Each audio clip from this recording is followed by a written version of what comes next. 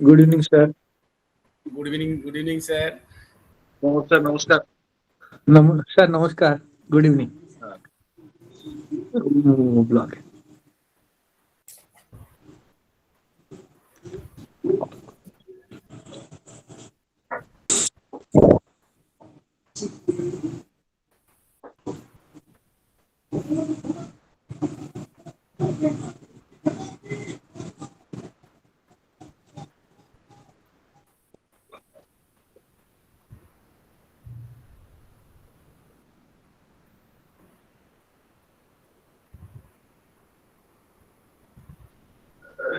তুই যে কেশব স্যারের সঙ্গে জিজ্ঞাসা করে নাও, আমরা চালু করবো না।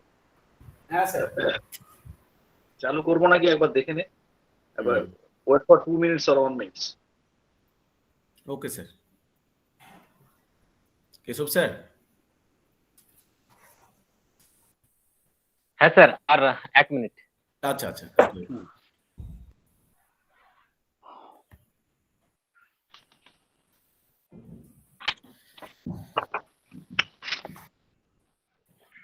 বুঝছি স্যার। হ্যাঁ স্যার, রেকর্ডিং স্টার্ট হয়ে গেছে।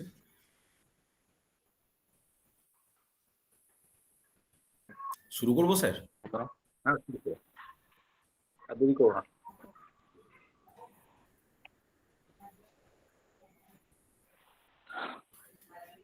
শুরু করো মৃত্যুঞ্জয়। আচ্ছা আচ্ছা।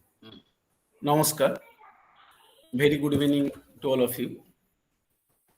আজ আমরা আলাপনের 31তম পর্বে উপনীত হয়েছি।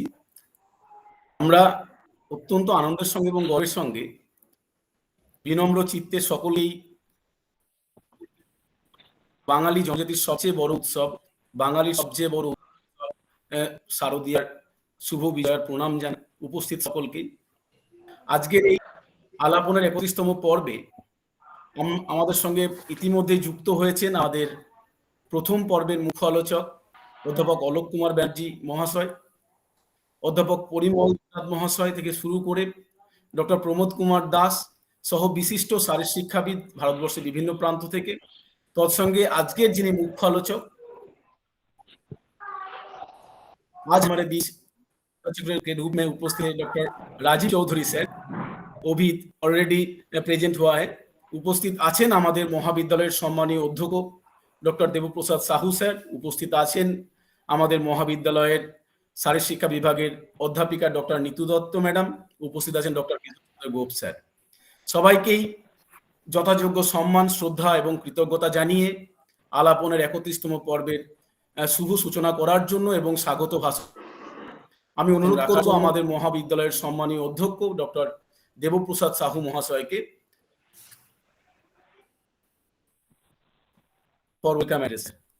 Thank you sir.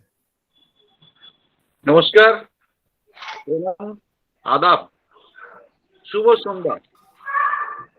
সেবা ভারতী মহাবিদ্যালয়ের পরিবারের পক্ষ থেকে শুভ বিজয়া উপস্থিত সবাইকেই আমাদের এই সেবা ভারতী মহাবিদ্যালয়ের শারীর শিক্ষা বিভাগের নিবেদন সুস্থ দেহে সুস্থ মন এই নিয়ে আলাপন। সেবা ভারতী মহাবিদ্যালয় পশ্চিমবঙ্গের প্রত্যন্ত গ্রামীণ এলাকা ঝাড়গ্রামের কাপগাড়ি অঞ্চলে অবস্থিত। এই সেবা ভারতী মহাবিদ্যালয় অবিভক্ত মেদিনীপুর জেলার প্রথম শারীর শিক্ষার ডিপার্টমেন্ট, শারীর শিক্ষার বিভাগ। সেই বিভাগেরই আজকের আলাপনের 31তম পর্বে সবাইকেই স্বাগত জানাচ্ছি। আজকের এই আলাপনে উপস্থিত আছেন আলাপন শুরুর প্রথম বক্তা প্রফেসর অলোক কুমার ব্যানার্জি মহাশয়, উপস্থিত আছেন প্রফেসর পরিমল দেবনাথ মহাশয়, উপস্থিত আছেন প্রমোদ দাস মহাশয় সহ বিশিষ্ট ব্যক্তিবর্গ। সবাইকেই সেবা ভারতী মহাবিদ্যালয়ের পরিবারের পক্ষ থেকে শুভ বিজয়া এবং স্বাগত জানাচ্ছি। আজকের এই আলাপনে উপস্থিত আছেন বিভিন্ন মহাবিদ্যালয়ের অধ্যাপক অধ্যাপিকাবৃন্দ, বিশ্ববিদ্যালয়ের অধ্যাপক অধ্যাপিকাবৃন্দ এবং বিভিন্ন বিদ্যালয়ের শিক্ষক শিক্ষয়িত্রীবৃন্দ। সবাইকেই আলাপনের স্বাগত জানানো হচ্ছে এবং যাদের জন্য এই আলাপন সেই শারীর শিক্ষার শিক্ষার্থী, শারীর শিক্ষার বিশেষজ্ঞ বা শারীর শিক্ষার ইন্টারেস্টেড ব্যক্তিবর্গ সবাইকেই শুভ বিজয়া এবং আলাপনের পক্ষ থেকে স্বাগত জানাচ্ছি। আজকের speaker, I would like to my deeply heartfelt gratitude and welcome to honorable distinguished speaker of 31st Alapon, Professor Rajiv Chaudhary. Professor Rajiv Chaudhary, Professor of Physical Education, Pandit Ravi Shankar Shukla University, Raipur, Chhattisgarh, India. He was the Best Teacher Awardee 2019 from NCTE. Today, his lecture is Basic Concept of Research, Gobeshonar Moulik Dharana. We are waiting for his valuable speech, which must enlighten us. Professor Rajiv Chaudhary, উনি ওনার মূল্যবান সময় ব্যয় করে আমাদের এই আলাপনের 31তম আলাপনে উপস্থিত হয়েছেন। ওনাকে আমি স্বাগত জানাচ্ছি। প্রফেসর রাজীব চৌধুরী শুধু পশ্চিমবাংলার তথা ভারতবর্ষের তথা বিদেশেও ওনার খ্যাতি ছড়িয়ে আছে। ওই রকম একজন ব্যক্তিত্বকে আমরা পেয়ে আমরা আমাদের কলেজের পক্ষ থেকে নিজেদেরকে ধন্য মনে করছি। বক্তব্য দীর্ঘায়িত না করে আলাপনে উপস্থিত সমস্ত ব্যক্তিবর্গ, সমস্ত শিক্ষক শিক্ষয়িত্রীবৃন্দ এবং সমস্ত ছাত্রছাত্রীদের শুভ বিজয়ের প্রণাম এবং স্বাগত জানিয়ে আমার এই স্বাগত ভাষণ শেষ করছি। নমস্কার। बहुत बहुत धन्यवाद सर। Yes, yes. माननीय Welcome, Mrityunjay. अध्यक्ष सहाकी महाविद्यालय, মৃত্যুঞ্জয় শুনে যাচ্ছে? হ্যাঁ, শোনা যাচ্ছে স্যার, শোনা যাচ্ছে। Carry on, carry on. बहुत धन्यवाद सर। माननीय अध्यक्ष सर, आपका ভয়েস ব্রেক করছে। वाणी से हम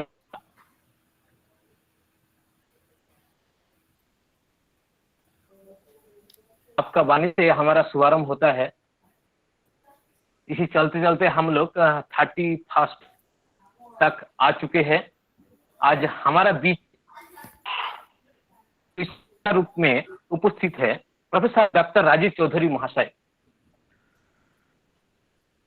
उनका परिचय देने के लिए हमारी विद्यालय की ओर डिपार्टमेंट ऑफ फिजिकल एजुकेशन की अध्यापिका डॉक्टर नीतू मैम को आग्रह हूं, मैम सर के बारे में थोड़ा सा जानकारी दीजिए ताकि हमारा महाविद्यालय का सभी स्टूडेंट उनमें थोड़ा परिचित हो। Doctor thank you Datta ma'am. Keshav sir. A warm and graceful evening to our honorable guest, Dr. Rajiv Chaudhary sir, all the dignitaries, my colleagues, and my dear students. It is my great honor and privilege to invite the speaker of this evening, Dr. Rajiv Chaudhary sir. Before I take the pleasure to introduce our respected speaker, please allow me to express my gratitude to our principal sir, Dr. Devoprasad Sahu, Shiva Bharati Mahavidyalaya, for his consistent support.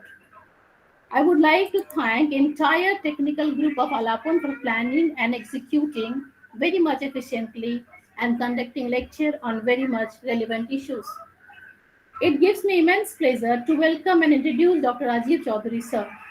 Sir is recently working as a professor in Pandit Ravi Shankar Shukla University, Department of Physical Education, Raipur, Chhattisgarh.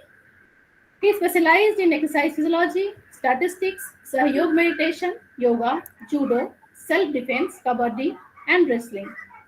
Sir is also acting as Dean Student Welfare, Dean Faculty of Physical Education, Head School of Studies in Law, Joint Proctor and Media in charge. Sir furthermore rendered his service of visiting professor Jan Plegos in Poland and Trent University of Applied Sciences in Germany. He is also acting as adjunct faculty of Rashtriya Raksha University, Gandhinagar, Gujarat. He is also acted as convener in several national and international programs, including South Asian University Festivals, He also delivered a large number of lectures in UGC, HRDCs, and other platforms. He also received several national and international awards, including Eclair of Excellence, Professor of the Year, Citation, Honor of Fellowship, and Lifetime Achievement Award on the basis of his innovative approaches and future planning contribution and achievements. Best Teacher Education Award is awarded by NCTE, a statutory body, Government of India. Sir also represented All India Interversity several times for 4 different events, games like judo, wrestling, weightlifting, and kabaddi. Sir, again I thank you for including us from your busy schedule to give us a lecture. Over to you, sir. Thank you, madam. Thank you very much. Welcome, sir. Respected seniors, teachers, principal of the college, and dear students. सबसे पहले तो मैं धन्यवाद देना चाहूंगा महाविद्यालय की प्रत्येक इकाई को कि मुझे अवसर प्रदान किया आपके समक्ष बोलने का। और पहले ही मुझे निर्देश दिए जा चुके हैं कि मुझे हिंदी में अधिक बोलना है, तो I will try my level best to speak in Hindi. Hindi में बात करूंगा। कुछ ऐसे शब्द हैं जो इंग्लिश में सुनना एक समझना आसान है, तो उन शब्दों का इंग्लिश में बात करेंगे। तो I am directed by the organisers to speak on the title basic concept of research. अनुसंधान या शोध की मूलभूत अवधारणा क्या है उसके बारे में बात करेंगे, आधारभूत अवधारणा क्या है उसके बारे में बात करेंगे। So without wasting time, I am going to share my slide. बात करेंगे रिसर्च की विस्तार से। We will discuss about the whole journey. इस पूरी यात्रा की बात करेंगे। How this journey takes place. Is it visible on the full screen? Yes, sir. Yes, sir. Visible, sir. बात करेंगे basic concept of research and applied statistics. केवल we have 1.5 hour, हमारे पास 1.5 घंटा है। It is very difficult to cover all the aspects of the basic concept of research, लेकिन कोशिश करेंगे सीमित समय में अधिक से अधिक कुछ बात कर पाएं। तो I divide this presentation to 5 different parts. सबसे पहले हम approaches की बात करेंगे। हर व्यक्ति विशेष की अलग अलग approaches होती हैं किसी भी कार्य को करने की। तो रिसर्च में कौन कौन सी approaches हैं, अर्थ की बात करेंगे, प्रकारों की बात करेंगे, टाइप्स की बात करेंगे, स्टेप्स की बात करेंगे, चरणों की बात करेंगे, स्टेप बाय स्टेप। और अंतिम अगर समय बचा, if the time permits, we will discuss in detail about the data analysis. तो शुरू करते हैं पहले भाग से, approaches of research. Only there are 2 different types of approaches in tradition. प्रचलन में केवल 2 ही तरह की अप्रोचेस हैं। पहली अप्रोच है theory development approach. This is based on logic, तर्कों पर आधारित है। साइंटिफिक लॉज, वैज्ञानिक नियम, वैज्ञानिक सिद्धांतों की उत्पत्ति करते हैं। लेकिन दूसरी तरफ है जो टेस्टिंग थ्योरी अप्रोच है, ये विपरीत बात करते हैं थ्योरी डेवलपमेंट अप्रोच के। क्या कहते हैं कि theories come first then observations. कुल मिलाकर थोड़ा विस्तार से दोनों की बात करते हैं। पहला थ्योरी डेवलपमेंट अप्रोच है, वो गुणात्मक अप्रोच है, क्वालिटेटिव अप्रोच है। इसको कहा जाता है इंडक्टिविज्म। जो इसको मानते हैं उसको कहते हैं इंडक्टिविज्म। और वी क्रिएट न्यू थ्योरीज, नए नए हम सिद्धांतों की उत्पत्ति करते हैं। And we gather large data to conduct researches. दूसरी तरफ testing theory approach is a quantitative approach, मात्रात्मक अप्रोच है।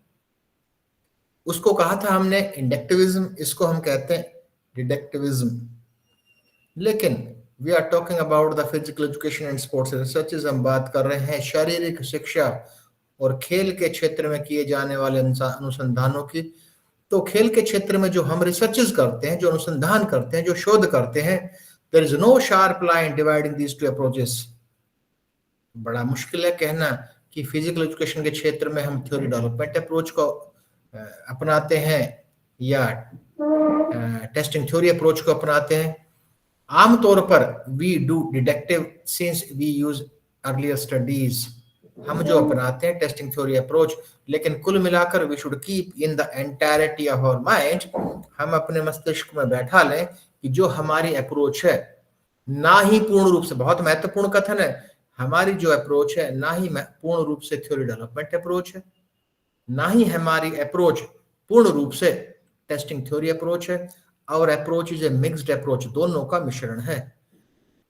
हमारी से मेरा अर्थ है in the field of physical education and sports sciences, शारीरिक शिक्षा और खेल के क्षेत्र में। तो ये तो थी अप्रोचेस की बात। तो कुल मिलाकर निष्कर्ष निकला कि हमारी अप्रोच मिक्स्ड है, कोई एक स्पेशल अप्रोच लेकर हम नहीं चलते।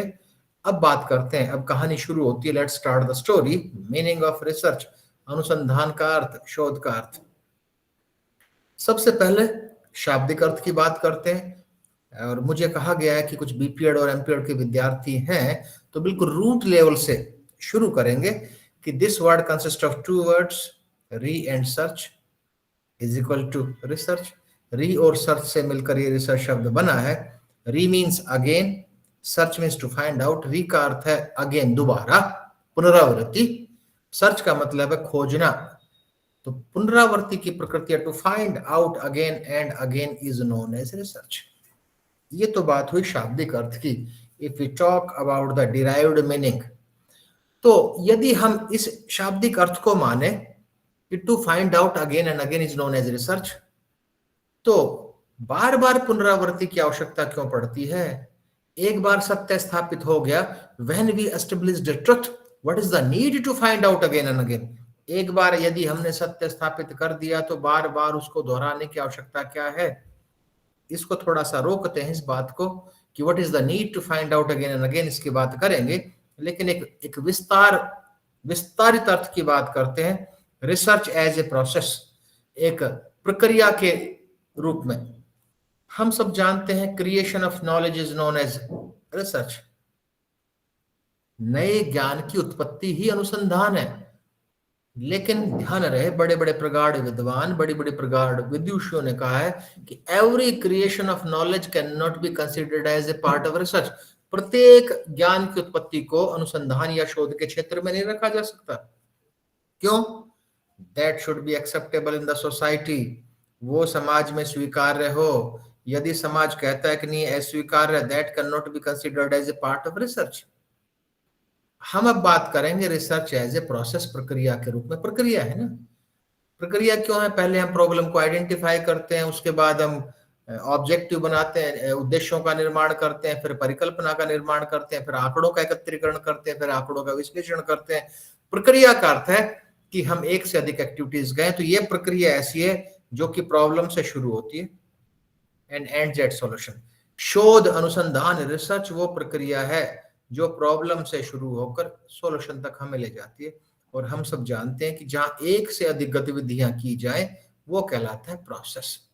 तो अभी तक की चर्चा में जो प्रक्रिया के रूप में, जो प्रोसेस के रूप में हम अनुसंधान का अर्थ जानने का प्रयास कर रहे हैं, इसमें हम कहेंगे research is a process whereas activities are carried out to find out the solution of any problem। यदि हम रिसर्च की डेफिनेशन की बात करें तो अनुसंधान वो प्रक्रिया है जिसमें विभिन्न गतिविधियां आयोजित की जाती हैं किसी भी समस्या का समाधान निकालने के लिए। One condition applies, the process should be systematic, we have to carry out all activities systematic। यदि वो सिस्टमैटिक नहीं होगा तो रिसर्च नहीं कहलाएगी। तो अब परिभाषा का निर्माण हमने किया, research is a process where as activities are carried out systematically to find out the solution of any problem. अनुसंधान वो प्रक्रिया है जिसमें विभिन्न गतिविधियां आयोजित की जाती हैं किसी भी समस्या का समाधान निकालने के लिए। अब बात करते हैं what is the origin of any problem, कि प्रॉब्लम का ऑरिजिन। हमारे पास समस्या होगी नहीं तो हम रिसर्च नहीं कर सकते। तो what is the origin of any problem, समस्या की उत्पत्ति कहां से हुई, हम कहां से ढूंढेंगे समस्या को। छोटा सा एग्जांपल है, आप में से एक बीपीएड का बच्चा है, उसका बर्थडे है, पिता ने पैसे दिए, बेटा बाजार जाइए और आप टी शर्ट खरीद कर लाइए। लेकिन टी शर्ट के तो डिफरेंट ब्रांड्स हैं, एडिडास है, नाइक है, शिव नरेश है, दुनिया भर के ब्रांड है। तो कौन सी खरीदूं? बच्चे के लिए समस्या पैदा होगी। यदि टी शर्ट नाम की एक ही वस्तु रही होती, होमोजेनिटी रही होती, डिफरेंशिएशन नहीं होता, उस दशा में समस्या नहीं थी। तो निष्कर्ष है, where there is a choice, उस बच्चे के पास चॉइस थी, ये लूं ये लूं ये लूं। Where there is a choice there is a problem, जहां चॉइस होगी वहां प्रॉब्लम होगी। Where there is a variety there is a problem, लेकिन चॉइस और वैरायटी तो वो शब्द है जो दैनिक भाषा में हम उपयोग में लाते हैं। तो एक नया शब्द तीसरा हमारे पास आया, variance. Where there is a variance there is a problem, जहां वेरिएंस होगा वहां प्रॉब्लम होगी। लेकिन वेरिएंस भी अप्लाइड स्टैटिस्टिक्स, व्यवहारिक सांख्यिकी का शब्द है, but we are talking about research, लेकिन हम तो बात कर रहे हैं आज रिसर्च की। तो एक और शब्द चौथा है वेरिएबल। तो कुल मिलाकर origin of any problem is variable, चर, हिंदी में हम कहते हैं चर। किसी भी समस्या की उत्पत्ति चर से हुई, तो चर के बारे में जानना अति आवश्यक है, चर। क्योंकि जब तक वेरिएबल्स का ज्ञान नहीं होगा हमें, तब तक हम प्रॉब्लम को आइडेंटिफाई नहीं कर पाएंगे, प्रॉब्लम का ओरिजिन को नहीं जान पाएंगे। तो वेरिएबल से शुरू करते हैं कि what do you mean by variable, की वेरिएबल क्या है, चर क्या है। Variable is a characteristic that has the tendency to change with respect to time, place, individual. चर, वेरिएबल वो विशेषता है जो समय अनुसार बदलती हो, जो स्थान अनुसार बदलती हो, जो व्यक्ति अनुसार बदलती हो। एग्जाम्पल, हम फिजिकल एजुकेशन में स्ट्रेंथ लेते हैं, ताकत, ताकत वेरिएबल है ना। हम स्ट्रेंथ वेरिएबल लेकर रिसर्चेस करते हैं। ताकत, ताकत समय अनुसार बदलेगी। आज इतनी ताकत मुझ में है, कल नहीं रहेगी, और बढ़ेगी या घटेगी, समय अनुसार बदलेगी। स्थान अनुसार बदलेगी, मैं यहां पर हूं रायपुर में, मेरे ताकत का स्तर अलग है, कलकत्ता जाऊंगा तो उतार चढ़ाव होगा। जो व्यक्ति अनुसार बदलती है, मेरी अलग है, आपकी अलग है, तीसरे की अलग है, चौथे की अलग है।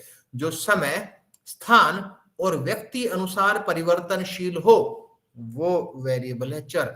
और प्रॉब्लम की उत्पत्ति, प्रॉब्लम का ओरिजिन हुआ कहां से, वेरिएबल से।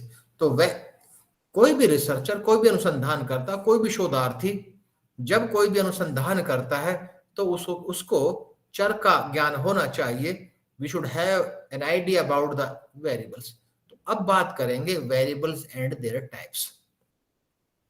चर और उसके प्रकार, वेरिएबल और उसके प्रकार। Different authors classified variables in different ways. अलग अलग पुस्तकों को पढ़ेंगे, अलग अलग किताबों को पढ़ेंगे, सबने अलग अलग तरह से वेरिएबल्स को क्लासिफाई किया है, टाइप्स अलग अलग बताएं। एक विद्यार्थी कंफ्यूज हो जाता है कि कौन सा ऑथर ठीक है। यदि मैं आपसे कहूं जितने भी पार्टिसिपेंट्स अभी हैं, इन सभी को विभिन्न भागों में बांट दीजिए, क्लासिफाई कर दीजिए, तो आप में से एक सर ने कहा कि सर मेल्स एंड फीमेल्स, तो मेल फीमेल में क्यों बांटे आपने, on the basis of a gender, gender के आधार पर। तो क्या यही हो सकता है, नहीं, और भी हो सकते, on the basis of teachers and students. इसलिए अलग अलग ऑथर्स ने अलग अलग आधारों के आधार पर चरों का वर्गीकरण किया। किसी ने कोई आधार लिया, किसी ने कोई आधार लिया, किसी ने कोई आधार लिया।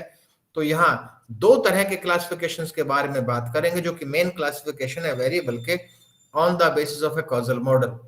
यदि कोई एक्सपेरिमेंटल स्टडी करना चाहता है, यदि कोई प्रायोगिक अध्ययन करना चाहता है, दिस कॉजल मॉडल अप्लाइज, ये कॉजल मॉडल अप्लाई होगा। यदि कॉजल मॉडल के आधार पर डिफरेंट टाइप्स ऑफ वेरिएबल्स की बात करें, चरों के विभिन्न प्रकारों की बात करें, तो we have 3 different types of variables. हमारे पास केवल 3 प्रकार के वेरिएबल हैं, इंडिपेंडेंट वेरिएबल, स्वतंत्र चर, डिपेंडेंट वेरिएबल, आश्रित चर, और तीसरा है confounding variable. Let's discuss one by one, हम जान ले। ये कंसेप्ट कहां पर लागू होगा, जहां प्रायोगिक अध्ययन होगा, जहां कॉज एंड इफेक्ट का रिलेशनशिप हो, जहां पर कारण और प्रभाव का संबंध हो। लेट्स फॉर्मुलेट एन एग्जांपल, एक टाइटल बनाते, शीर्षक, effect of Surya Namaskar on strength, सूर्य नमस्कार का ताकत पर प्रभाव। आप में से कोई बीपीएड का विद्यार्थी एक शोध करना चाहता है, अनुसंधान करना चाहता है, उसके अनुसंधान का शीर्षक है सूर्य नमस्कार का ताकत पर प्रभाव। क्या सूर्य नमस्कार करने से ताकत बढ़ती है या नहीं बढ़ती है। इस काल्पनिक उदाहरण में, इस परिकल्पनापूर्ण उदाहरण में, इंडिपेंडेंट वेरिएबल कहलाता है ट्रीटमेंट, उपचार। तो किस उपचार का प्रभाव हम देख रहे हैं, वो विद्यार्थी देख रहा है सूर्य नमस्कार का प्रभाव। then the सूर्य नमस्कार will be considered as independent variable. इस काल्पनिक उदाहरण में सूर्य नमस्कार को इंडिपेंडेंट वेरिएबल, स्वतंत्र चर कहा जाएगा, और जिस पर हम प्रभाव देखते हैं that is known as dependent variable, उसको कहा जाता है आश्रित चर. तो effect of Surya Namaskar on strength, सूर्य नमस्कार का ताकतवर प्रभाव इस काल्पनिक उदाहरण में इंडिपेंडेंट वेरिएबल तो हुआ सूर्य नमस्कार और डिपेंडेंट वेरिएबल हुआ ताकत. यहां पर अनुसंधानकर्ता चाहता है कि सूर्य नमस्कार का कितना प्रभाव पड़ता है ताकत पर, लेकिन ऐसा कभी नहीं होता. इंडिपेंडेंट वेरिएबल, स्वतंत्र चर के साथ साथ दूसरे चर भी बहुत प्रभाव छोड़ते हैं. वो डेली रूटीन हो सकता है, फूड हैबिट्स हो सकती हैं, सोशल बैकग्राउंड हो सकता है, हेरिडिटी हो सकती है. इंडिपेंडेंट वेरिएबल के अतिरिक्त जो डिपेंडेंट वेरिएबल पर प्रभाव डालें वो कहलाता है कंफाउंडिंग वेरिएबल. तो कंफाउंडिंग वेरिएबल के प्रभाव को तो हमें रोकना होगा यदि हम अच्छे अनुसंधान करना चाहते हैं, यदि हम अच्छे शोध करना चाहते हैं. तो if we want to do an excellent type of research, और ये कंफाउंडिंग वेरिएबल दो प्रकार के हैं, हमें ध्यान रहे. कंफाउंडिंग वेरिएबल का पहला intervening variable. Intervening variable means these are beyond the control of investigator. अनुसंधानकर्ता इनको नियंत्रित नहीं कर सकता. These will be considered as limitation. ये किसी भी अनुसंधान की सीमाएं कहलाएंगी. Humidity, climatic conditions. हम ये तो नहीं कह सकते इंद्रदेव जी बारिश मत करना 2 दिन, वो हमारे नियंत्रण से बाहर है, लेकिन हमारे शोध को प्रभावित कर सकता है. मौसम, सर्दी गर्मी हम नियंत्रित नहीं कर सकते, लेकिन वो हमारे अध्ययन को प्रभावित करेगा. यानी कंफाउंडिंग वेरिएबल का पहला प्रकार जो कि इंटरवेनिंग वेरिएबल है, जो हमारे अध्ययन को प्रभावित कर रहा है और जो हमारे नियंत्रण से बाहर है, वो कहलाता है इंटरवेनिंग वेरिएबल. क्लाइमेटिक कंडीशन एक उदाहरण. दूसरा है extraneous variables. To a great extent we can control these extraneous variable. काफी हद तक हम इन पर अपना नियंत्रण पा सकते हैं. फूड हैबिट्स, खाने की आदतें, वो तो हम नियंत्रित कर सकते हैं. अब एक और क्लासिफिकेशन की बात करेंगे, एक और वर्गीकरण की बात करेंगे on the basis of the unit of measurement and the scaling techniques. यदि यूनिट ऑफ मेजरमेंट, मापन की इकाई के आधार पर वेरिएबल्स को विभिन्न भागों में यदि हम बांटें, विभिन्न भागों में यदि हम विभाजित करें, तो we classify only into 4 categories. First one is a nominal scale. When we collect data in a frequency और काउंट्स. मैं कहूं आपसे कि number of participants in this webinar, कि कितने लोग हैं, तो आप ये कहेंगे 10 हैं, 20 हैं, 40 है, 50 हैं. आप ये नहीं कह सकते 10.2. That will be a whole number, that will be a discrete series. और ये नॉमिनल स्केल विभिन्न 2 प्रकार का हो सकता है. First one is a dichotomous. ये डाइको शब्द, डाइको का मतलब 2. डाइकोटोमस में हैविंग 2 एंड्स. एग्जांपल स्मोकिंग एक वेरिएबल है जिसका कि डाइकोटोमस होगा. Dichotomous means having 2 ends, smokers and non-smokers, and will be divided into 2 different categories. दूसरा हो सकता है polytomous. Poly means more than 1. Race, Indian, Chinese, German, जहां पर categorical हो. ये polytomous भी सब ठीक है ना? मेरी आवाज से सब एक एडजस्ट कर पा रहे हैं ना? हाँ सर, ठीक है सर. बीच में आवाज आ रही थी ना. पॉलीटोमियस भी 2 प्रकार के होते हैं. एक है नॉमिनल विद ऑर्डर, जिनको हम क्रम में रख सकते हैं, एंड नॉमिनल विदाउट ऑर्डर, जिनको हम क्रम में नहीं रख सकते. अगला है ऑर्डिनल स्केल. शारीरिक शिक्षा के क्षेत्र में दुनिया भर के वेरिएबल्स ऐसे हैं. There is a long list of the variables which comes under the category of ordinal scales. We can not measure in a numeric value. Exact numeric value में मेजर नहीं कर सकते. मान लीजिए एक बीपीएड का विद्यार्थी है, वो वेट ट्रेनिंग कर रहा था तो उसको जर्क लग गया, चोट लग गई तो कहां पहुंचा? डॉक्टर के पास पहुंचा. डॉक्टर ने पूछा कि भाई आपका पेन कितना है, क्योंकि पेन के अनुसार अगर अधिक पेन होगा तो अधिक एक स्ट्रॉन्ग दवाई देंगे, कम पेन होगा तो हल्की दवाई देंगे. तो पेन वेरिएबल है ना, वेरिएबल है क्योंकि समय अनुसार परिवर्तनशील है, स्थान अनुसार है, व्यक्ति अनुसार है, जो परिभाषा पर खरा उतरता है. तो पेन है, तो वो विद्यार्थी डॉक्टर को ये तो नहीं कहेगा मुझे 10 किलो पेन है, 20 किलो पेन है, 1 टन पेन है। We can not express in numeric value. 5 centimetre pain है, ऐसा कहा जा सकता? नहीं कहा जा सकता। ही और she will express in order कि सर हाई पेन है, मीडियम पेन है, लो पेन है। We can express in a order. हम उसकी अभिव्यक्ति केवल एक ऑर्डर में, क्रम में कर सकते हैं। वो असेंडिंग डिसेंडिंग दोनों हो सकता है, आरोही क्रम भी हो सकता है, अवरोही क्रम भी हो सकता है। और अगला है interval scale. Interval scale means having same intervals in between but has no fix zero. बीच में समान अंतराल है लेकिन फिक्स जीरो नहीं है। एग्रेशन साइकोलॉजिकल वेरिएबल है, मनोवैज्ञानिक चर है। एग्रेशन, 2 व्यक्ति हैं, बी पीरियड के 2 विद्यार्थी हैं, एक का एग्रेशन 20 है, एक का एग्रेशन 40 है, तो हम कह सकते हैं कि जस्ट डबल है? नहीं कह सकते, क्योंकि एग्रेशन फिक्स जीरो नहीं है, ओरिजिन का हमें पता ही नहीं है। यदि कोई बच्चा 100 किलो का है और एक बच्चा 50 किलो का है, तो हम कह सकते हैं जस्ट डबल वेट वाला है, क्योंकि weight has a fix zero. तो इंटरवल स्केल में फिक्स जीरो नहीं है। रेशो स्केल, वेट, हाइट, ये एग्जांपल रेशो स्केल के। तो हमने जाना इंडिपेंडेंट वेरिएबल क्या है, डिपेंडेंट वेरिएबल क्या है, कंफाउंडिंग क्या है, कंफाउंडिंग के दोनों प्रकार, इंटरवेनिंग, एक्सट्रेनियस क्या है, और यूनिट ऑफ मेजरमेंट के आधार पर नॉमिनल, ऑर्डिनल, इंटरवल, रेशो। क्योंकि हम कभी भी अनुसंधान करेंगे तो किसी न किसी वेरिएबल को लेकर ही हम करेंगे। तो अब तीसरे भाग में चलते हैं, टाइप्स ऑफ रिसर्च। टाइप्स भी अलग अलग ऑथर्स ने अलग अलग पुस्तकों में, अलग अलग किताबों में, अलग अलग तरह के ऑथर्स ने टाइप्स को दर्शाया है। मैं आप सबके समक्ष बहुत अधिक टाइप्स की बात नहीं करूंगा, बीच में एक टाइप को स्किप भी करूंगा, थोड़ी डिफिकल्टी नेचर है। तो पहले हम करते हैं बात on the basis of sources of data. आंकड़ों के स्रोत के अनुसार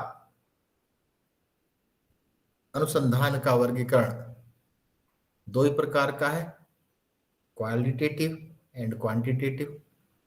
संख्यात्मक, गुणात्मक। Quantitative researches are conducted on the basis of variables, variable की चर्चा हम कर चुके हैं। And qualitative characteristics are conducted on the basis of attributes. Attributes means qualitative characteristics.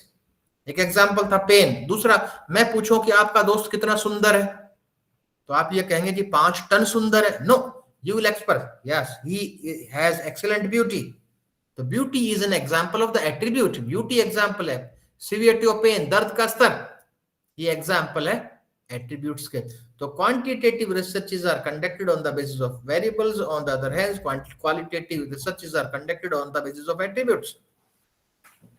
मात्रात्मक अनुसंधान चरों के आधार पर आयोजित किए जाते हैं और गुणात्मक अनुसंधान एट्रीब्यूट के आधार पर आयोजित किए जा सकते हैं। लेकिन महत्वपूर्ण क्वेश्चन है, यदि हमारे पास वेरिएबल्स हैं तो क्या हम क्वालिटेटिव रिसर्च कर सकते हैं, या एट्रीब्यूट्स हैं तो क्वांटिटेटिव रिसर्चेस कर सकते हैं? Can we convert one type of research into another type of research? क्या हम एक प्रकार के अनुसंधान को दूसरे प्रकार के अनुसंधान में परिवर्तित कर सकते हैं? ध्यान दीजिए, variables can be converted into attributes. Variables को, चरों को एट्रीब्यूट्स में परिवर्तित किया जा सकता है, but attributes can not be converted into exact variables. Attribute को वेरिएबल्स में परिवर्तित एग्जैक्ट नहीं किया जा सकता, सटीक तरीके से नहीं किया जा सकता। It means quantitative research can be converted into qualitative. मात्रात्मक अनुसंधान को गुणात्मक अनुसंधान में परिवर्तित किया जा सकता है, बट नॉट वाइस वर्सा। इसका उल्टा नहीं किया जा सकता। लेकिन बड़े बड़े दिग्गजों ने, बड़े बड़े प्रगाढ़ विद्वानों ने, बड़ी बड़ी प्रगाढ़ विद्वानों ने कहा है not to convert one type of research into another type of research। एक प्रकार के अनुसंधान को दूसरे प्रकार के अनुसंधान में परिवर्तित ना कीजिए। यदि परिवर्तित करेंगे there will be loss of information in between। परिवर्तन करते वक्त बीच में कुछ सूचनाएं लुप्त हो जाएंगी and the probability of success will not be maximum। और सफलता की संभावनाएं उच्चतम शिखर तक की नहीं होंगी। and every investigator want to attain the maximum probability of success। प्रत्येक अनुसंधानकर्ता चाहता है कि मुझे सफलता उच्चतम शिखर तक की मिले। तो इसलिए कुल मिलाकर यदि वेरिएबल्स हैं तो हमें क्वांटिटेटिव रिसर्चेस ही करना चाहिए, यदि एट्रीब्यूट्स हैं तो हमें क्वालिटेटिव रिसर्चेस ही करना चाहिए। हम एक पहले अनुसंधान के वर्गीकरण की बात कर चुके हैं, on the basis of the sources of data. आंकड़ों के स्रोतों के आधार पर 2 भागों में बांटा, मात्रात्मक गुणात्मक एक और करते हैं। On the basis of the methodology, प्रक्रिया के आधार पर अनुसंधान का वर्गीकरण, प्रक्रिया के आधार पर अनुसंधान का वर्गीकरण। प्रक्रिया 5 ही प्रक्रियाएं हैं, छठी प्रक्रिया आपको नहीं देखने को मिली होगी कभी, मिक्स्ड अप्रोच जरूर हो सकती है। तो प्रक्रियाओं के आधार पर हम पूरे अनुसंधान के क्षेत्र को 5 विभिन्न भागों में बांटते हैं। पहला है experimental researches, the researches which are, दूसरा है सर्वे स्टडीज, तीसरा हिस्टोरिकल रिसर्चेस, ऐतिहासिक अनुसंधान, चौथा है फिलोसफिकल रिसर्चेस, दर्शन अनुसंधान, और पांचवा केस स्टडी, हिंदी में हम कहते हैं वैयक्तिक अनुसंधान, वैयक्तिक अनुसंधान। Let's discuss one by one in layman's language, छलकती भाषा में। Experimental researches are conducted on the by the help of experiments, और एक सिंपल शब्दों में कह सकते हैं बेस्ड ऑन फ्यूचर, भविष्य पर आधारित, भविष्य के गर्भ में क्या निकलेगा पता नहीं हमें। Survey studies are based on present, वर्तमान पर आधारित। एक्सपेरिमेंटल रिसर्चेज अपने आप में एक है, लेकिन we can conduct survey studies, survey studies को हम हिंदी में कहेंगे सर्वेक्षण अध्ययन, सर्वेक्षण अनुसंधान, सर्वेक्षण शोध। We can conduct survey studies in different ways, I will discuss in detail later. अभी चलते हैं हिस्टोरिकल। हमने कहा कि भविष्य पर आधारित एक्सपेरिमेंट, वर्तमान पर आधारित सर्वे। तो हिस्टोरिकल क्या होगी? सबके मस्तिष्क में एक ही बात आती है, स्टडीज बेस्ड ऑन पास्ट, भूतकाल पर आधारित। नहीं, ऐसा नहीं। Every past can not be considered as a history. यदि इतिहास को गहराई से पढ़े, प्रत्येक भूतकाल की घटना को हम इतिहास की श्रेणी में नहीं रख सकते। श्रीमती इंदिरा गांधी ने कितना कंट्रीब्यूशन दिया, कितना योगदान दिया, वो हिस्ट्री का पार्ट है, इतिहास का पार्ट है। लेकिन इंदिरा गांधी जी सुबह ब्रेकफास्ट में क्या खाती थी, लंच में क्या लेती थी, कितने गिलास पानी पीती थी, these can not be considered as a part of history. वो हिस्ट्री का पार्ट नहीं है। तो फिर क्या है?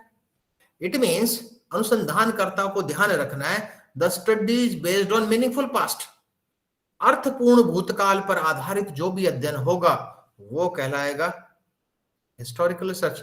एज एन इन्वेस्टिगेटर, अनुसंधानकर्ता के रूप में हमें पहचानना होगा कि हम किसी मीनिंगलेस इशू को लेकर, अर्थहीन मुद्दे को लेकर, अर्थहीन भूतकाल के मुद्दे को लेकर तो कोई रिसर्च नहीं कर रहे हैं। अगला है फिलोसफिकल रिसर्च, दर्शन अनुसंधान। दर्शन अनुसंधान किस पर आधारित होगा? पहले तो हम दर्शन, फिलॉसफी का मीनिंग समझ लें। आई बिलोंग टू हरियाणा, मैं हरियाणा का रहने वाला हूं। दो व्यक्ति एक दूसरे से बात करते हैं, एक दूसरे की बात समझ में नहीं आते, तो हम कहते हैं क्यों फिलॉसफी झाड़ रहा है। आमतौर पर इस तरह का प्रचलन है।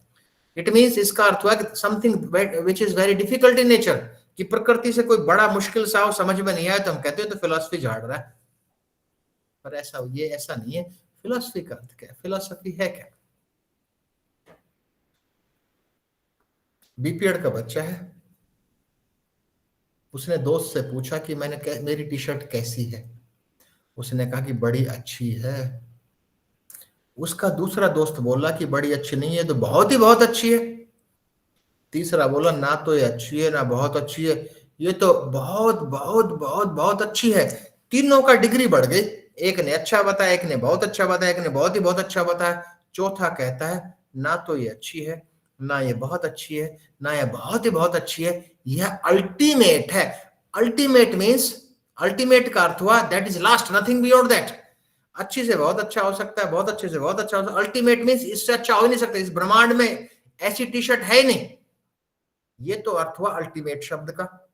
अब अल्टीमेट क्या है कि philosophy is establishment of ultimate vision, ऐसा दृष्टिकोण स्थापित कर देना जो आज के दिन अल्टीमेट है, वो है फिलोसफिकल रिसर्च।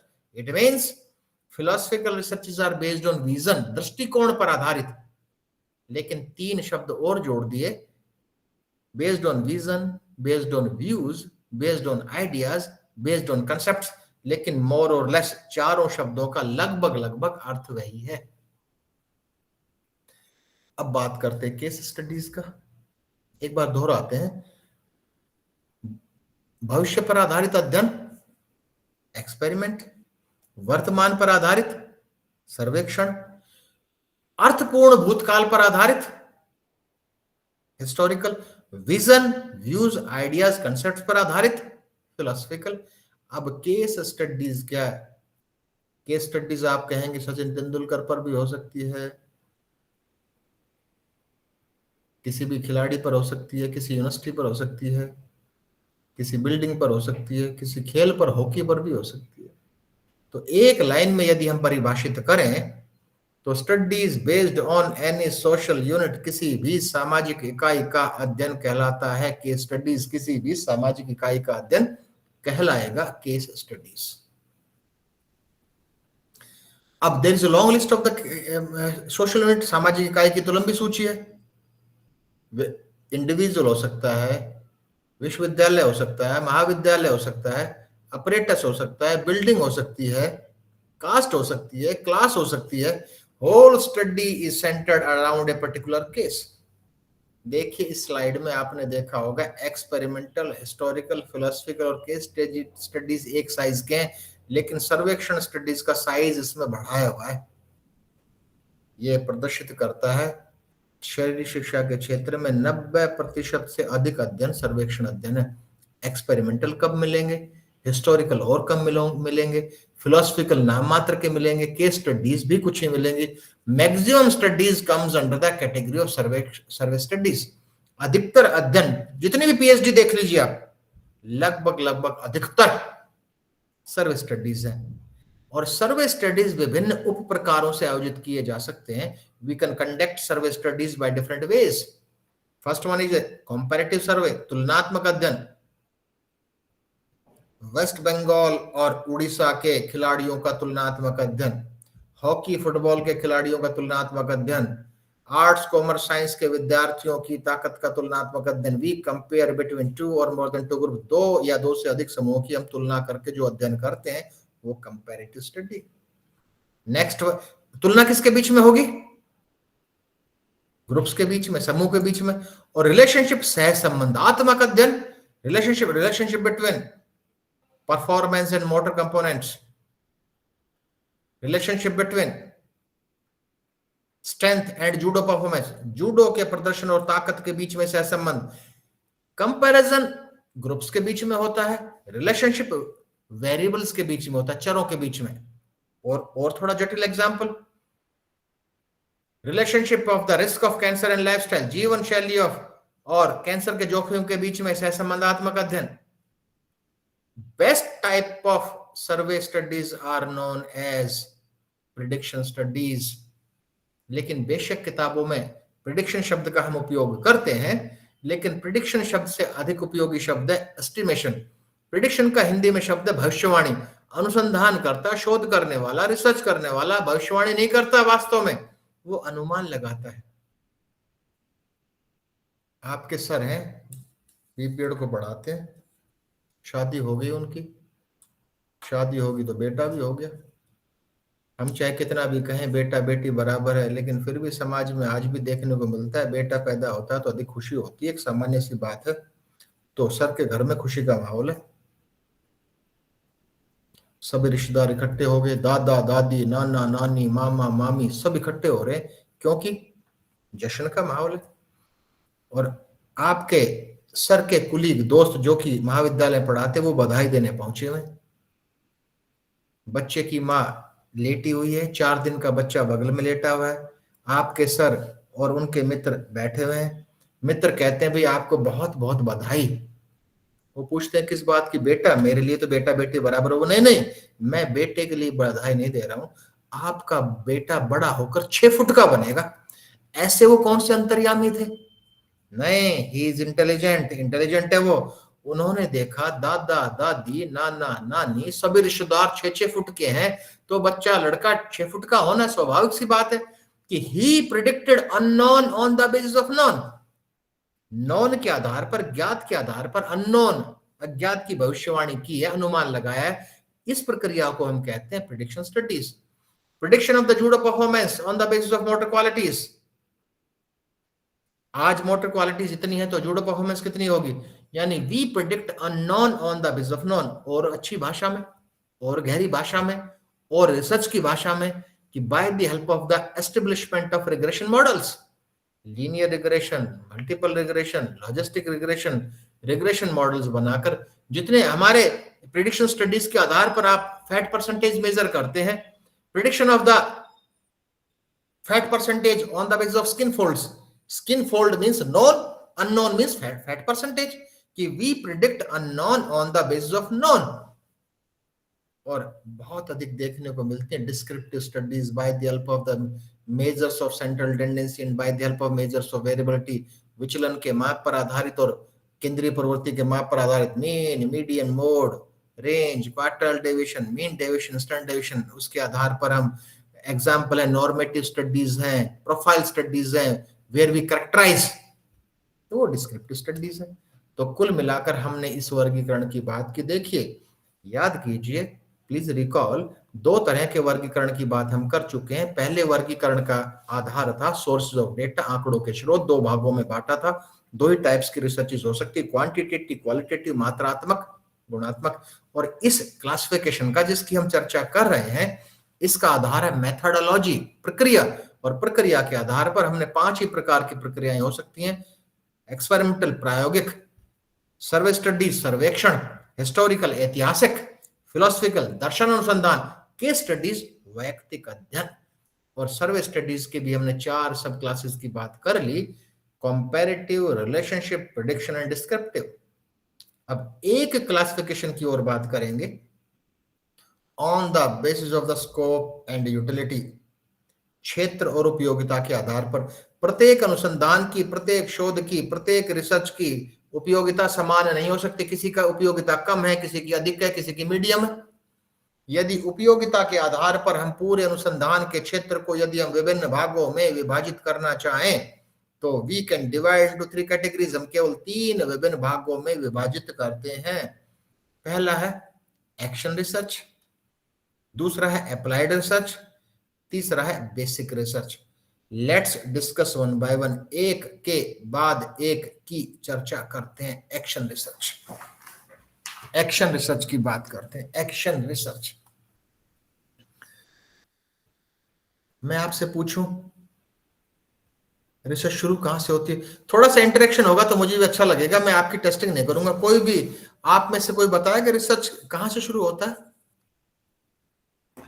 सर, प्रॉब्लम अभी बात कर प्रॉब्लम। हाँ बेटा, सर, मैडम या बेटा, जो स्टूडेंट या टीचर जो भी हो, आपने बताया प्रॉब्लम से। गुड, थोड़ा सा आप अनम्यूट रखिएगा।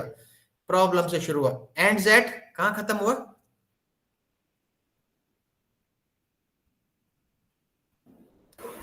आपने बताया कि प्रॉब्लम से रिसर्च शुरू हुई, एंड ज़ेड सर सॉल्यूशन पे होगा। सर सॉल्यूशन पे, ठीक है सर। एक्शन, हम बात कर रहे हैं पहले टाइप ऑफ रिसर्च की, एक्शन रिसर्च की। तो एक्शन रिसर्च में प्रॉब्लम आ गई। Now today I am a speaker, you are a listener. मैं आज स्पीकर हूं, आप लिसनर हैं। एक समस्या आ गई, जो मैं पढ़ा रहा हूं आपके समझ में कुछ भी नहीं आ रहा। आपके जो ऑर्गेनाइजिंग सेक्रेटरी है और या प्रिंसिपल हैं या जो भी इस प्रोग्राम को आयोजित कर रहे हैं, उसके लिए समस्या होगी कि राजीव चौधरी को बुलाया है, कुछ समझ में नहीं आ रहा। छोटी सी उन्होंने रिसर्च की और उन्होंने हाइपोथेसिस फॉर्मुलेट की, परिकल्पना का निर्माण किया कि पढ़ाने वाले को पढ़ाना नहीं आता, इसलिए समझ में नहीं आ रहा होगा। दूसरी परिकल्पना की, पढ़ने वालों की समझ ही कमजोर है। और तीसरा जो सामग्री है, कंटेंट है, वो अप टू द मार्क आपके अकॉर्डिंग नहीं है। तो इन 3 में से 2 हाइपोथेसिस रिजेक्ट कर दी और कहा कि कंटेंट अनुरूप नहीं है। मैं आपसे प्रश्न पूछता हूं, आपके सर ने ये छोटी सी रिसर्च की थी, इसके रिजल्ट्स कोई दूसरा स्पीकर आएगा, उसके लिए लागू होंगे क्या? वहां एप्लीकेबल है क्या? नहीं है। The results are related to you and me only. तो स्कोप कितना हुआ? स्कोप हुआ situation. These solve the situational problems. और उस इसके रिजल्ट्स उस सिचुएशन तक ही सीमित है, छोटे। स्कोप कैसे हो गया इसका? Narrow. Action research is has narrow scope. Next one is applied research. Applied research का दूसरा नाम है एक्सपेरिमेंटल रिसर्च। और आज का एक्सपेरिमेंटल रिसर्च का हमारा टाइटल क्या था? काल्पनिक टाइटल बनाया था, effect of Surya Namaskar on किस पर प्रभाव देख रहे थे हम? स्ट्रेंथ स्ट्रेंथ का। हाँ, सूर्य नमस्कार का ताकत पर प्रभाव। सर आपने कलकत्ता में ये अध्ययन किया सूर्य नमस्कार का ताकत पर प्रभाव, और आपने देखा कि सूर्य नमस्कार करने से ताकत बढ़ जाती है, तो क्या जम्मू कश्मीर में सूर्य नमस्कार करेगा तो भी समान प्रभाव पड़ेंगे क्या? मे और मे नोट भी हो सकता, नहीं भी। क्या अमेरिका में भी सूर्य नमस्कार करेंगे तो समान हो सकता है कि सूर्य नमस्कार के साथ क्लाइमेटिक कंडीशंस का प्रभाव भी हो। तो इसका अर्थ हुआ एक्सपेरिमेंटल रिसर्च के परिणाम होंगे रीजन तक सीमित। रीजन मीन्स वेस्ट बंगाल या कलकत्ता के आसपास तक। एक्शन रिसर्च के स्कोप है narrow, narrow means situation. Applied research के स्कोप है medium, medium means region, region तक सीमित है। और important issue, if the same research, हमारा जो टाइटल है effect of Surya Namaskar on strength, सूर्य नमस्कार का ताकत पर प्रभाव, यदि यही अध्ययन विश्व के अलग अलग जगहों पर आयोजित किया जाए, अलग अलग समय में, अमेरिका में, जर्मनी में, जम्मू कश्मीर में, गोवा में, समुद्र के किनारे, ठंड में, गर्मी में, और उन सब के परिणाम एक आ जाए, तो हम कहेंगे पृथ्वी के किसी भी कोने पर हम सूर्य नमस्कार करेंगे तो ताकत बढ़ेगी। एक ही रिसर्च अलग अलग समय में अलग अलग स्थानों पर आयोजित किए जाए, यदि उनके परिणाम एक आए, that is known as a basic research. Basic research means fundamental, मूलभूत अनुसंधान, थ्योरेटिकल रिसर्च, सैद्धांतिक अनुसंधान, और इसका एक नाम हो रहा है प्योर रिसर्च, शुद्ध अनुसंधान। तो बेसिक रिसर्च का स्कोप कितना हुआ? Wider, wider means universal. Again I repeat, action research situation को सोल्व करता है, अप्लाइड रिसर्च एक रीजन तक सीमित है, और उस एक अप्लाइड रिसर्च के अलग अलग समय में अलग अलग स्थानों पर यदि बार बार दोहराएं और सबके परिणाम समान आए, तो एक बेसिक रिसर्च का निर्माण होता है। तो हमने 3 प्रकार के वर्गीकरणों की हमने बात की। पहला था सोर्सेज ऑफ डेटा, आंकड़ों के स्रोत पर आधारित, 2 भागों में बांटा था, क्वांटिटेटिव, क्वालिटेटिव। दूसरा हमारा था on the basis of methodology, प्रक्रिया के आधार पर 5 भागों में बांटा था, एक्सपेरिमेंटल, सर्वे, हिस्टोरिकल, फिलोसॉफिकल, केस स्टडीज, और ये आपके सामने है on the basis of scope and utility, क्षेत्र और उपयोगिता के आधार पर 3, एक्शन, अप्लाइड, बेसिक रिसर्च। अब बात करते हैं आगे। चौथे क्लासिफिकेशन तो लंबा है, वो तो इसको मैं I will skip. On the basis of the involvement of subjects, इस कहानी को मैं थोड़ा सा छोड़ता हूं, और आगे अब बहुत महत्वपूर्ण है जो विद्यार्थियों को जानना चाहिए। अगला भाग, ये मेडिकल साइंसेस का जो क्लासिफिकेशन को छोड़ते हैं, अगला भाग है स्टेप्स ऑफ रिसर्च। मैंने पूछा था कि अनुसंधान शोध शुरू कहाँ से होता है, एक मैडम ने बताया था प्रॉब्लम से। फिर मैंने पूछा था कि अंत कहाँ पर होता है इसका, सर ने बताया था सॉल्यूशन तक। तो प्रॉब्लम से सॉल्यूशन तक के स्टेप्स की बात करेंगे, 2-3-4 स्टेप जो बहुत महत्वपूर्ण है, हमें जानने चाहिए। स्टेप्स की बात करेंगे, we will discuss about the steps. पहला स्टेप क्या होना चाहिए? कुछ किताबों में आपको लिखा मिलेगा, दिखेगा सिलेक्शन ऑफ प्रॉब्लम, लेकिन हो सकता है कि वो समस्या नहीं है और आप समस्या समझ रहे हो। तो appropriate word is, first step is identification of problem, समस्या की पहचान। पहले हमें पहचानना होगा समस्या को। The first step should be identification of problem, समस्या की पहचान। एक how to identify problem, एक विषय है साइकोलॉजी। ये होमोजीनियस है, हेट्रोजीनियस है, ये लिखा हुआ सामने हेट्रोजीनियस है। फिजिकल एजुकेशन सब्जेक्ट लें, ये एग्जांपल साइकोलॉजी का लिया है। Physical education subject homogeneous, heterogeneous है, हेट्रोजीनियस है क्योंकि उसमें हिस्ट्री ऑफ फिजिकल एजुकेशन भी है, एक्सरसाइज फिजियोलॉजी भी है। हेट्रोजीनियस का मतलब है अनेकता। कोई भी विषय, साइकोलॉजी हो, मेडिकल साइंसेज हो, इंजीनियरिंग हो, फिजिकल एजुकेशन हो, हर सब्जेक्ट हेट्रोजीनियस है, होमोजीनियस कुछ भी नहीं है। और साइकोलॉजी में हेट्रोजेनिटी क्या है? उसमें चाइल्ड साइकोलॉजी भी है, एडल्ट साइकोलॉजी भी है, ग्रोथ एंड डेवलपमेंट भी है, लर्निंग भी है, दुनिया भर का विषय है उसमें। Every subject is heterogeneous in nature. तो क्या हम कभी किसी हेट्रोजीनियस फील्ड को लेकर अनुसंधान कर सकते हैं? नहीं कर सकते। We have to reduce the heterogeneity. तो अनुसंधानकर्ता ने साइकोलॉजी विषय को छोटा करके उसको होमोजेनिटी में ले आया। मैं मोटिवेशन पर रिसर्च करूंगा, अभिप्रेरणा पर रिसर्च करूंगा। अब मैं आपसे पूछता हूं कि मोटिवेशन है, यह भी होमोजीनियस है, हेट्रोजीनियस है? यह भी हेट्रोजीनियस है। इंसेंटिव मोटिवेशन है, अचीवमेंट मोटिवेशन है, एक्सटेंसिक मोटिवेशन है, इंटेंसिक मोटिवेशन है। मोटिवेशन की थ्योरीज दुनिया भर का है। तो पूरे मोटिवेशन के क्षेत्र को लेकर के हम रिसर्च कर सकते, नहीं कर सकते? और उसको भी सकरा किया, उसको भी करके इंसेंटिव मोटिवेशन लिया। तो कुल मिलाकर हम तो जानने का प्रयास कर रहे हैं identification of problem. Identification of problem is nothing, reducing heterogeneity of any subject is known as identification of problem. किसी भी विषय की हेट्रोजेनिटी को कम कर देने की प्रक्रिया को ही आइडेंटिफिकेशन ऑफ प्रॉब्लम कहते हैं। अब प्रश्न उठा, to which extent we have to reduce the heterogeneity?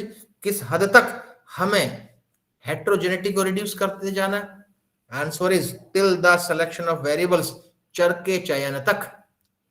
लेकिन हमें कैसे पता चलेगा कि वी रिड्यूस्ड हेट्रोजेनिटी? हमें कैसे पता चलेगा कि वी रिड्यूस्ड हेट्रोजेनिटी, कि हमने हेट्रोजेनिटी को रिड्यूस कर दिया? ये 3 बिंदु हैं, ये 3 स्टेप्स हैं, ये एंश्योर करेंगे कि yes we have reduced heterogeneity. First one is define variable, variable को डिफाइन कीजिए। दूसरा टाइटल राइटिंग, शीर्षक का निर्माण कीजिए। और तीसरा ऑब्जेक्टिव राइटिंग, उद्देश्यों को लिखिए। कुछ ऑथर्स, कुछ प्रगाढ़ विद्वान मानते हैं कि objective writing is a part of identification problem. Let's discuss one by one. हमारा आज का टाइटल क्या था? Effect of Surya Namaskar on strength, सूर्य नमस्कार का ताकत पर प्रभाव। तो आपने बता दिया कि इंडिपेंडेंट वेरिएबल सूर्य नमस्कार है, डिपेंडेंट वेरिएबल हमारा ताकत है, और कंफाउंडिंग वेरिएबल्स आप लिख लीजिए जो भी हो आपके अध्ययन में कि डेली रूटीन है, फूड हैबिट्स है। और याद कीजिए कंफाउंडिंग वेरिएबल्स के 2 उप प्रकारों के बारे में हम बात कर चुके हैं, जो हमारे नियंत्रण से बाहर इंटरवीनिंग है और जो काफी हद तक नियंत्रित हम कर सकते हैं, वो एक्सटेनियस है, जिनकी चर्चा हम पहले कर चुके हैं। तो हमारे अध्ययन में effect of Surya Namaskar on strength, सूर्य नमस्कार is independent variable and dependent variable is strength, ताकत। टाइटल राइटिंग, हमारा टाइटल क्या है? सूर्य नमस्कार का ताकत पर प्रभाव। The title should talk about variable, title में वेरिएबल की चर्चा हो। क्या हमारे शीर्षक में वेरिएबल की चर्चा है? हाँ है, दोनों ही है। सूर्य नमस्कार भी लिखा है टाइटल में और ताकत भी लिखी है। मेथोडोलॉजी, प्रक्रिया 5 है, जिसकी बात हम कर चुके हैं। Experimental, survey, historical, philosophical and case studies.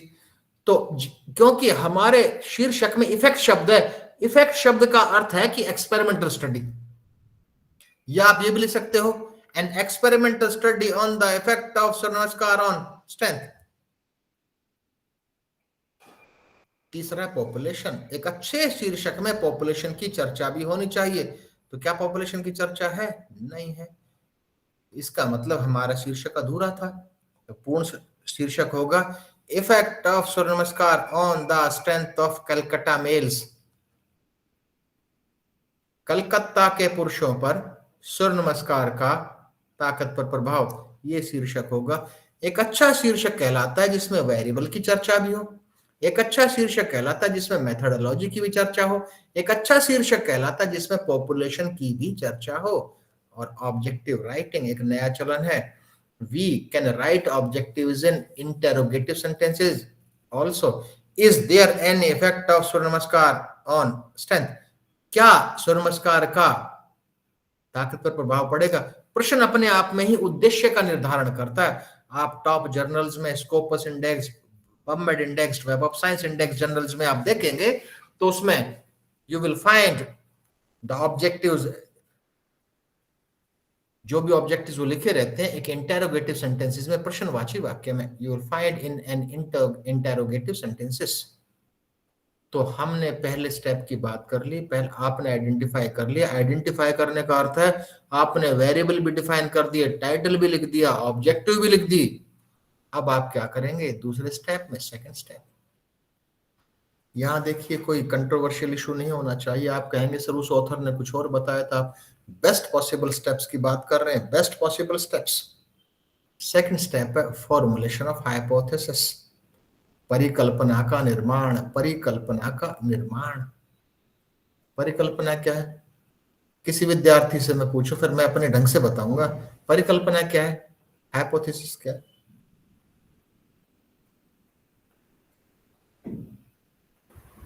Assumption. Assumption.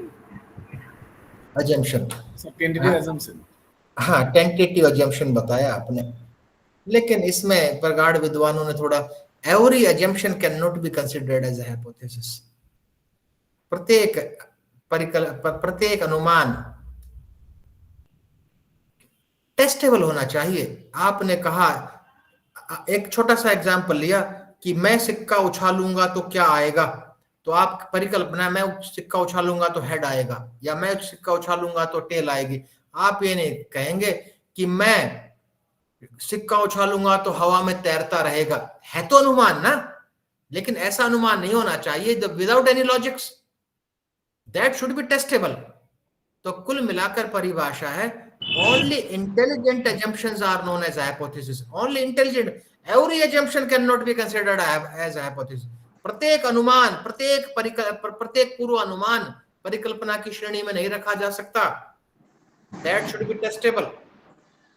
और एक एग्जांपल लेते हैं, एक बच्ची है बीपीएड में पढ़ रही है आपके यहाँ, मान लीजिए उसका कल एग्जाम है बीपीएड का, रिसर्च का ही, रिसर्च मेथोडोलॉजी आजकल तो बीपीएड, और वो इंटेलिजेंट लड़की है, सब कुछ तैयार कर लिया है। Females are more vulnerable than males, लड़कियां लड़कों के तुलना में अधिक संवेदनशील होती है, हार्ट रेट बढ़ी हुई है। हनुमान जी की भक्त है, आंख बंद करके ना हनुमान जी के सामने नोट सारे रखे और आंख बंद करके, हनुमान जी किसके भक्त? राम के भक्त है। आंख बंद करके और राम राम राम एक उंगली लगाई कि ये प्रश्न आएगा, और ऐसे 5 प्रश्न तैयार करके चली गई। है तो अनुमान ना, लेकिन अनुमान का आधार कौन है? हनुमान जी। ये कोई अजम्पशन थोड़ी है। और दूसरा एक लड़का है जिसने पिछले 10 साल के पेपर लिए, अब ये आया था, पिछले साल ये आया था, ये आएगा, वो अजम्पशन, वो एक लॉजिकल अजम्पशन है। तो कुल मिलाकर every assumption that should be based on logics, तर्कों पर आधारित, और तर्क तो हमारे पास एक ही होगा, on the basis of literature. परिकल्पना का निर्माण लिटरेचर पर आधारित होगा। अब टाइप्स ऑफ हाइपोथेसिस की बात करें, टाइप्स के बारे में भी यदि हम बात करें तो कुछ किताबों में नल और अल्टरनेट हाइपोथेसिस है, लेकिन एक अच्छी बात करें, null and alternate hypothesis are forms of hypothesis. ये परिकल्पना के रूप है, प्रकार नहीं। टाइप्स तो 3 है, research hypothesis, statistical hypothesis and operational hypothesis, और ये तीनों ही दोनों रूपों में पाई जाती हैं, null alternate, null alternate and null alternate. तो let's discuss one by one. पहले से बात करते हैं रिसर्च हाइपोथेसिस। हमारा आज का शीर्षक क्या है? टाइटल है effect of Surya Namaskar on strength. In research hypothesis we use the word relationship. It is hypothesized that there shall be or there shall not be, null form में भी हो सकता है, ऑपरेशनल अल्टरनेट फॉर्म में भी हो सकता है। It is hypothesized that there shall not be any significant relationship between सूर्य नमस्कार and strength। यह परिकल्पना की जाती है कि सूर्य नमस्कार और ताकत के बीच में संबंध पाया जाएगा या नहीं पाया जाएगा। संबंध पाया जाएगा मतलब प्रभाव पड़ेगा, संबंध नहीं पाया जाएगा प्रभाव नहीं पड़ेगा। But we use the word relationship. क्यों? बड़े बड़े प्रगाढ़ विद्वानों ने फिक्स कर दिया, तो we are following. In statistical hypothesis, we use the word difference। यह परिकल्पना की जाती है कि सूर्य नमस्कार से पहले की ताकत में और सूर्य नमस्कार के बाद की ताकत में सार्थक अंतर पाया जाएगा। कुल मिलाकर 2 शब्द हैं जो याद रहे हमें। In research hypothesis we use the word relationship, सहसंबंध। In statistical hypothesis we have to use the word difference. आपने एक शब्द सुना होगा जेठ, एक रिश्ता होता है, क्या वेस्ट बंगाल में भी होता है कि जेठ? हाँ सर, होता है जेठ, बड़े बड़े को बोलते हैं जेठ का मतलब है हस्बैंड, जैसे कि हस्बैंड का बड़ा भाई जेठ कहलाता है ना। हाँ सर, बंगाली में यही होता है। हाँ, बंगाली में यही होता है। तो बड़े भाई ने शादी नहीं की थी, मतलब जेठ ने शादी नहीं की थी, छोटे भाई ने शादी की थी। नई नवेली दुल्हन घर में आई, पुराने जमाने की बात है। पर्दा भी होता था, आजकल तो पर्दा कम है, पर्दा भी होता था। हस्बैंड ने कहा कि मेरे बड़े भाई साहब को खाना खिला देना, मीन्स जेठ को खाना खिला देना। कैसे खिलाऊं, अकेली घर में, पर्दा है, बात होती नहीं है, बात करती नहीं है, कभी आज तक बात हुई नहीं है। कांपते हाथों से खाना बनाया, खाना बनाकर हाथ में लिया, पर्दा है, पर्दे के बाद भी गर्दन दूसरी तरफ है, पर्दा है फिर भी गर्दन दूसरी तरफ है, और थाली बढ़ाकर कह रही पप्पू के पापा खाना खा लो, पप्पू पैदा ही नहीं हुआ, पप्पू का सहारा ले रहे हैं। अगर इस काल्पनिक उदाहरण में पप्पू रिसर्चर है तो जेठ रिसर्च हाइपोथेसिस है, सॉरी, यदि नई नवेली दुल्हन रिसर्चर है तो जेठ रिसर्च हाइपोथेसिस और पप्पू statistical hypothesis, means we can not test research hypothesis directly. यदि रिसर्च हाइपोथेसिस को टेस्ट करना होगा तो पप्पू का सहारा लेना होगा, और हमारे उदाहरण में इसमें पप्पू कौन था, स्टैटिस्टिकल हाइपोथेसिस। तो आमतौर पर क्योंकि जब रिसर्च हाइपोथेसिस फॉर्मुलेट करेंगे तो साथ साथ स्टैटिस्टिकल हाइपोथेसिस को भी लेना होगा टेस्टिंग के लिए, इसलिए रिसर्च हाइपोथेसिस का चलन नहीं है, we directly take statistical hypothesis. But आज के दिन the best considered hypothesis is operational hypothesis. आज के दिन operational hypothesis is considered as the best type of hypothesis. और ये तीनों ही दो रूपों में। अब रिसर्च हाइपोथेसिस रिलेशनशिप शब्द का यूज किया, स्टैटिस्टिकल हाइपोथेसिस में डिफरेंस शब्द का यूज किया। तो what do you mean by operational hypothesis? Operational hypothesis क्या है? That is specific to your study. Operational hypothesis वो है जो विशेष रूप से आपके अध्ययन के लिए ही बनी है, दूसरी है ही नहीं। कैसे, ये बताइए मुझे पहले कि हाइपोथेसिस का बेस क्या होगा?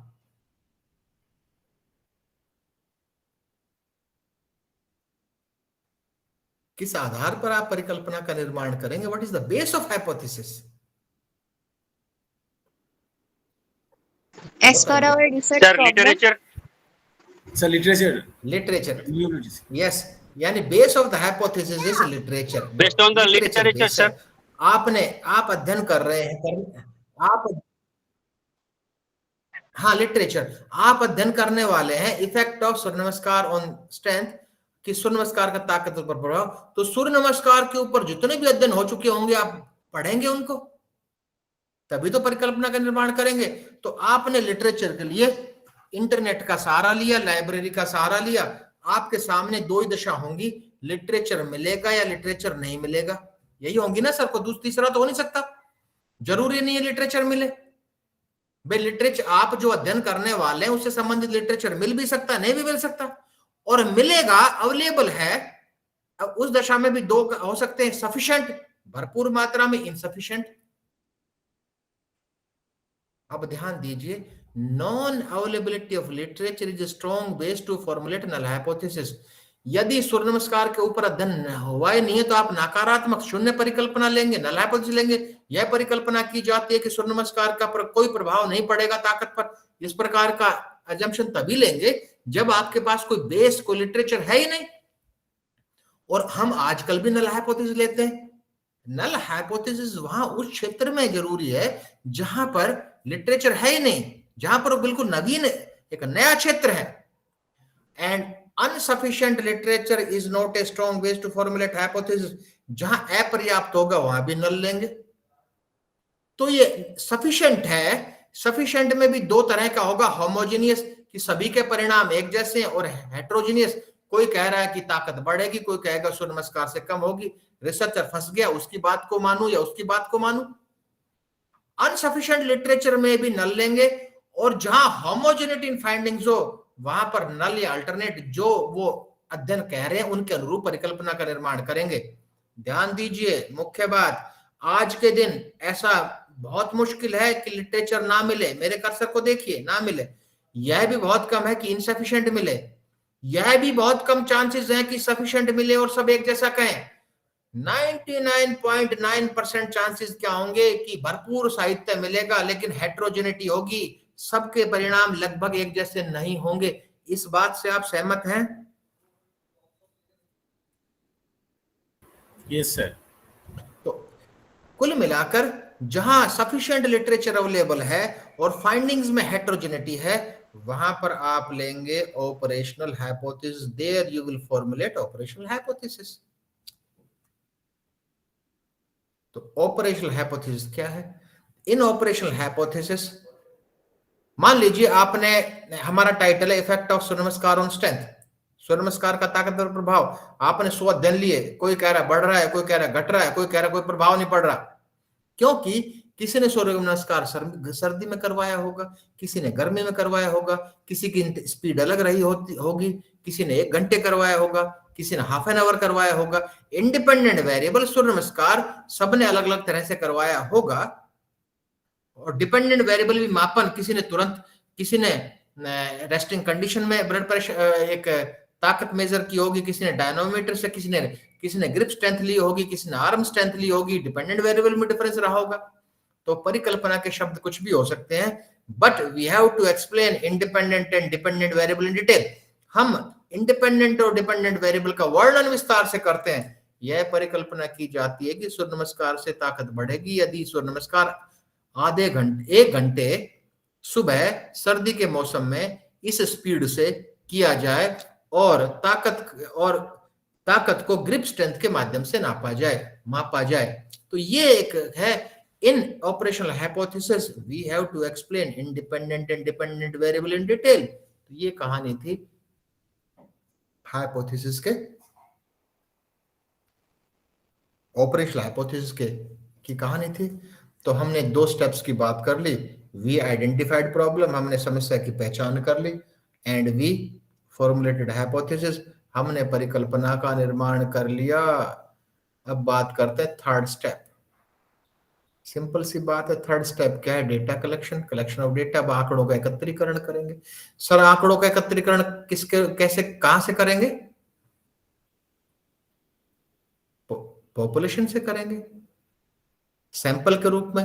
हम पॉपुलेशन से आंकड़ों का एकत्रीकरण करेंगे सैंपल के रूप में। सैंपल के रूप में क्यों करते हैं? हम कहते हैं कि सैंपल रिप्रेजेंट एंटायर पॉपुलेशन, कि जो गुण सैंपल में विद्यमान हैं वो पॉपुलेशन में होंगे।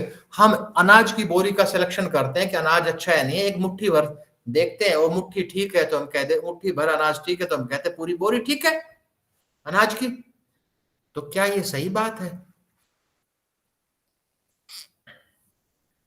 छोटा सा एग्जाम्पल लेते हैं, समझने का प्रयास करते, बहुत महत्वपूर्ण है, अगर मेरा साथ देंगे आप तो।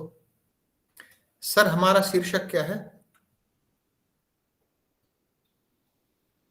Effect of Surya Namaskar on strength.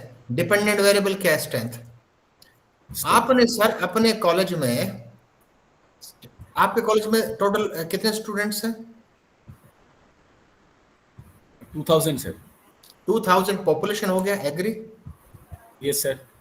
उसमें सैंपल कितना लिया? 100। Is it okay? Agree? Agree. आपने 100 का ग्रिप स्ट्रेंथ मेजर की। यस सर। और उस ग्रिप स्ट्रेंथ का मीन निकाला, मीन आया 80। Is it okay? Okay sir. आपके प्रिंसिपल साहब कह रहे हैं कि हमारा कॉलेज रिच है, बहुत पैसा है, रिपीट द सेम स्टडी। वही 2000 बच्चे हैं, दोबारा से रैंडमली आपने 100 लिए, जो मीन आया था 80, क्या मीन दोबारा सेम आएगा? आ भी सकता, नहीं भी आ सकता सर। आ सकने की कहानी 0.1% है, नहीं आने की कहानी 99.9% है। Yes sir. नहीं आएगा, लाखों में एक बार आ जाए स्लाइड, ये नहीं है स्लाइड डिफरेंस तो आएगा। यस सर। और आपने, आपके प्रिंसिपल ने कहा gentleman repeat the study 10 times, आपने 10 बार दिन को रिपीट किया, तो 10 के 10 बार रिजल्ट्स अलग ही आएगा। अलग आएगा। एक तरफ हम कह रहे थे सैंपल रिप्रेजेंट एंटायर पॉपुलेशन, ये कैसा रिप्रेजेंटेशन, ये कैसा प्रतिनिधित्व? 10 बार आप रिपीट कर रहे हो लेकिन हल्का हल्का डिफरेंस आ रहा है, ऐसा कैसा प्रतिनिधित्व? तो यहां पर कंसेप्ट आया सेंटर लिमिट थ्योरम का। सेंटर लिमिट, आपने अध्ययन को कितनी बार रिपीट किया? अभी 10 times. 10 बार, 10 टाइम्स। तो mean of all means will give the accurate result. सभी मीन का मीन एक्यूरेट रिजल्ट देगा। आपने 10 बार किया और 10 बार का मीन एक्यूरेट रिजल्ट देगा। Is it possible practically? क्या ये प्रैक्टिकली संभव है? नहीं है ना। तो हमें इसका पैरेलल सॉल्यूशन चाहिए। That solution is given by the confidence interval. वो सॉल्यूशन हमें देता है confidence interval. Confidence interval means the interval on the about that we are confident about our results। और अच्छी भाषा और सिंपल भाषा में सर ये बताइए, मौसम विभाग भविष्यवाणी जो करता है वो रिसर्च के आधार पर होती है क्या? नहीं होती है सर, होती है। होती है ना मैडम। कल मौसम विभाग ने कहा कल का टेम्परेचर 5 से 50 डिग्री के बीच में होगा, तो आप सर्दी के कपड़े निकाल कर रखेंगी घर में या गर्मी के? यूजलेस है ना 5 से 50 डिग्री। और वही मौसम विभाग कहता है कल का टेम्परेचर 5 से 7 डिग्री के बीच में होगा, आप 100% श्योर है कि यस कल सर्दी पड़ेगी। तो कौन से रिजल्ट्स एक्यूरेट है? Second one.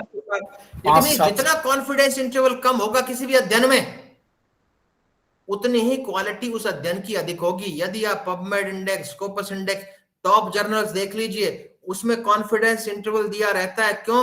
On the basis of confidence intervals we test the quality of our results. हम पॉपुलेशन से सैंपल लेते हैं। सैंपल क्योंकि रिप्रेजेंट करता है, और सैंपलिंग टेक्निक दो प्रकार की होती है, प्रोबेबिलिटी सैंपलिंग टेक्निक और नॉन प्रोबेबिलिटी सैंपलिंग टेक्निक। एक शब्द होगा फ्रेम। फ्रेम फ्रेम क्या होता है? जैसे फोटो फ्रेम है तो पॉपुलेशन का भी फ्रेम होता है। पॉपुलेशन का भी फ्रेम, जैसे सर ने के कॉलेज में कितने बच्चे पढ़ते हैं बताए थे 2000, तो उस पॉपुलेशन का फ्रेम कितना हुआ? 2000। Is it okay? Okay sir. Okay. तो कोई अध्ययन ऐसा भी हो सकता है जिसमें हमें कोई ऐसी रिसर्च संभव है जिसमें पॉपुलेशन का फ्रेम ही ना पता हो? क्या पॉसिबल है? No sir. क्यों नहीं है सर? कलकत्ता के जेब कतरों पर अध्ययन, आपको 5 जेब कतरे पिक पॉकेटर्स मिल गए, कौन कहेगा मैं जेब कतरा हूं? कौन बताएगा? छुप जाते हैं। चंबल के डाकुओं पर अध्ययन, डायबिटीज के पेशेंट पर अध्ययन, कौन कहेगा? वो कहता नहीं मुझे तो नहीं है, व्यक्ति छुपाता है। फ्रेम में बी नॉन, फ्रेम में नॉट बी नॉन। मेरी बात से आप सहमत है ना? Yes sir. कि हमें पॉपुलेशन के फ्रेम का ज्ञान हो भी सकता, नहीं भी हो सकता। कुछ ऐसी अध्ययन होते हैं जिसमें फ्रेम आप पता कर ही नहीं सकते। कैंसर पेशेंट्स, नहीं बताएगा कोई मुझे कैंसर है। जहां पर when the frame is known, जहां फ्रेम का ज्ञान होगा वहां हम प्रोबेबिलिटी सैंपलिंग टेक्निक का उपयोग करते हैं। जहां फ्रेम का ज्ञान नहीं होगा वहां हम नॉन प्रोबेबिलिटी सैंपलिंग टेक्निक का उपयोग करते हैं। प्रोबेबिलिटी सैंपलिंग टेक्निक में लॉन्ग लिस्ट है: random sampling, stratified random sampling, cluster sampling, sequential sampling, multi stage sampling. और नॉन प्रोबेबिलिटी सैंपलिंग टेक्निक्स में है convenient sampling, ice ball sampling. Ice ball, आप कभी बर्फीले क्षेत्र में गए हैं कहीं? कोई गया है? नहीं सर, मैं नहीं गया सर। मान लो एक बर्फ है, बर्फ का गोला लेकर आपने उसको रोल कर दिया फुटबॉल की तरह, तो क्या होगा? वो रोल बड़ा हो जाएगा, वो और बड़ा हो जाएगा। आपको एक पिक पॉकेटर मिल गया, एक जेब कतरा मिल गया, आप कहेंगे भाई अपने दोस्त का नाम बता, लालच देंगे। यानी एक यूनिट मिल गई, वो अपने साथ लपेट लेती है बहुतों को, तो उसको कहते हैं आइस बॉल सैंपलिंग। नाम से क्लियर है, it's clear by it's name. तो हमने कितने स्टेप्स की बात कर ली? 3 sir. Identification of the problem पहला, फॉर्मुलेशन ऑफ हाइपोथेसिस दूसरा, कलेक्शन ऑफ डेटा तीसरा, चौथे स्टेप की बात करते हैं एनालिसिस ऑफ डेटा। बहुत महत्वपूर्ण है। ये तो एक ऐसा स्टेप है, अगर 6 घंटे भी इसकी चर्चा हो वो भी कम है, लेकिन एक बेसिक कंसेप्ट जान लेते हैं कि एनालिसिस ऑफ डेटा। तो सर डेटा एनालिसिस के लिए हमें क्या चाहिए? लिखा है स्टैटिस्टिकल टेक्निक्स चाहिए, सांख्यिकीय तकनीक चाहिए। And all statistical techniques are divided into 2 categories: but these statistical techniques are known as inferential statistics. Hindi में हम कहते हैं अनुमानिक सांख्यिकी। जितनी भी सांख्यिकी तकनीक है, जितनी भी स्टैटिस्टिकल टेक्निक्स हैं, these are known as inferential statistics, अनुमानिक सांख्यिकी।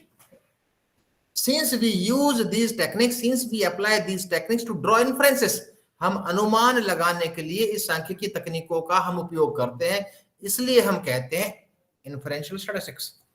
All statistical techniques and all inferential statistics are divided into two categories. One is parametric, another is non-parametric technique.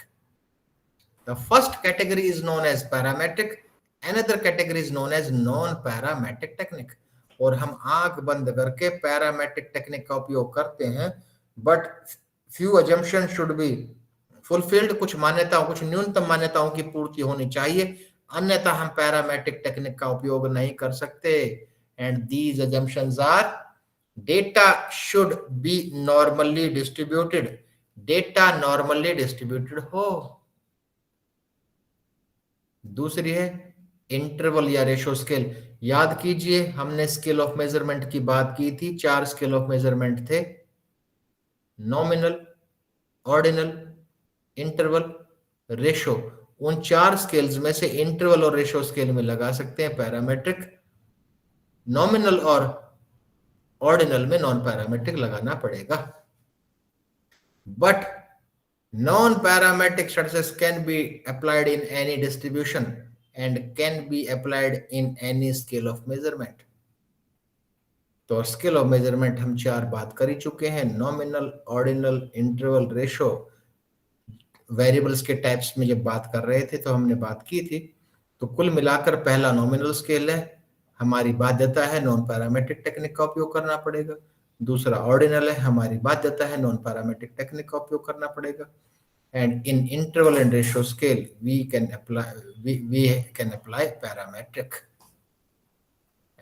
And तो सबसे पहला स्टेप हमारे पास होना चाहिए टेस्टिंग नॉर्मेलिटी। नॉर्मेलिटी हम चेक करें कि how to test the normality, कि नॉर्मेलिटी को चेक कैसे करें, क्योंकि we have to decide parametric और नॉन पैरामेट्रिक दोनों श्रेणियों से किस टेक्निक का हम उपयोग करेंगे। इसलिए तो लंबी प्रक्रिया है parametric technique, non parametric technique की अजम्पशन चेक करने की।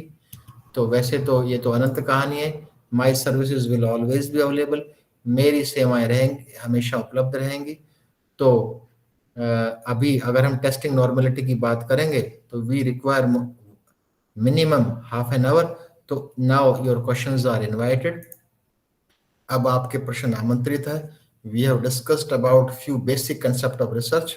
अनुसंधान या शोध की मूलभूत अवधारणाओं के बारे में आज हमने चर्चा की है। यदि किसी भी प्रतिभागी का किसी भी प्रकार का प्रश्न है, he or she can ask। यदि if any participant has any type of question, he or she may ask।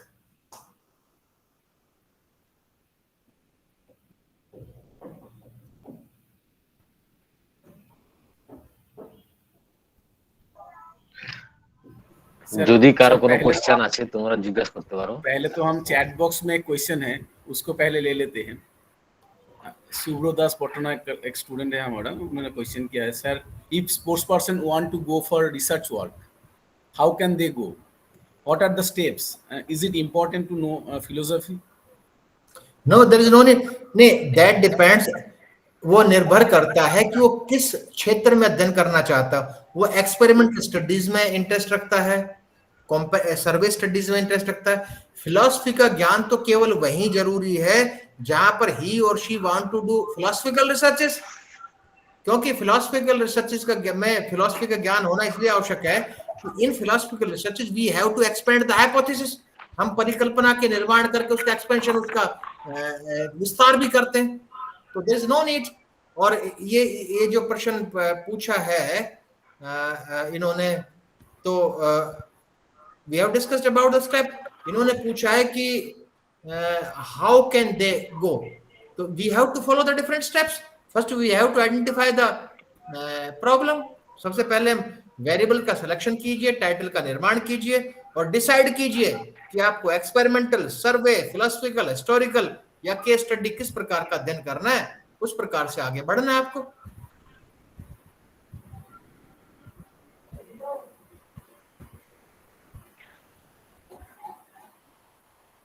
Thank you sir. I think Subro का क्वेश्चन का आंसर मिल गया। सुब्रो अगर सहमत है तो बोल दीजिएगा, अगर कोई किसी और क्वेश्चन है तो सर से बात Yes, sir. Thank you, sir.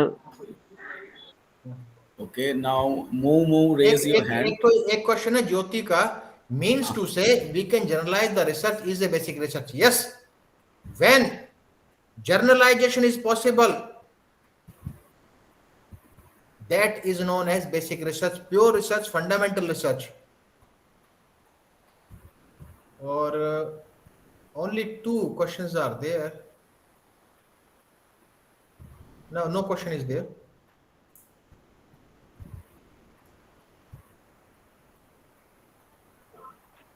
Sir और एक क्वेश्चन है जो आपने बताया, जो वेरिएबल्स का 3 तरीके हैं, डिपेंडेंट, इंडिपेंडेंट और confound. Confound variable always just like limitation of the study?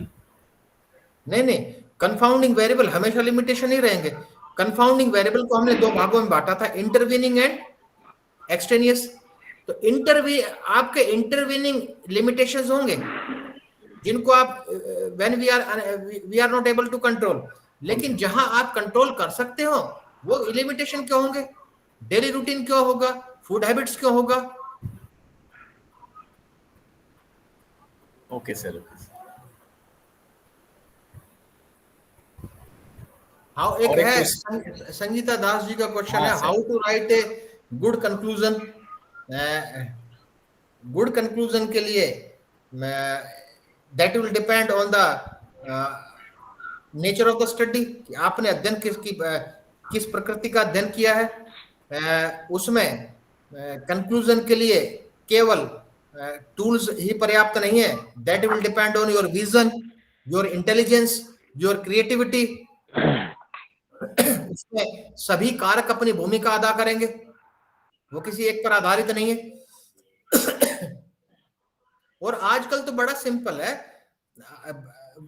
If you are going to apply independent t test, clear है कि इंडिपेंडेंट टी टेस्ट का क्या पर्पस है। उसका जो भी फाइंडिंग्स होंगी एक सेट पैटर्न है।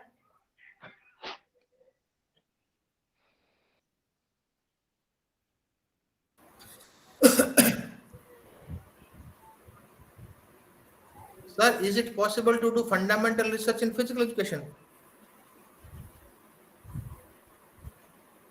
Fundamental research के बारे में मैंने बताया था। By conducting a single experiment, we cannot do fundamental research. एक ही एक्सपेरिमेंट को बार बार अलग अलग स्थानों पर अलग अलग समय पर आयोजित किया जाए, if the results are same, that is known as fundamental. Yes, repeat the study in different climatic conditions at different places in different timings. If the results are same, that is known as fundamental research. तो fundamental research के लिए budget भी तो बहुत भारी भरकम चाहिए।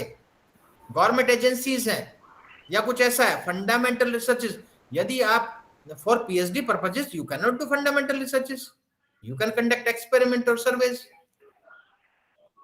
और अप्लाइड रिसर्चेस।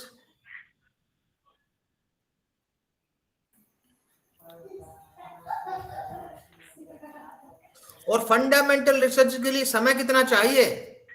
सालों साल लग जाते हैं, सालों साल।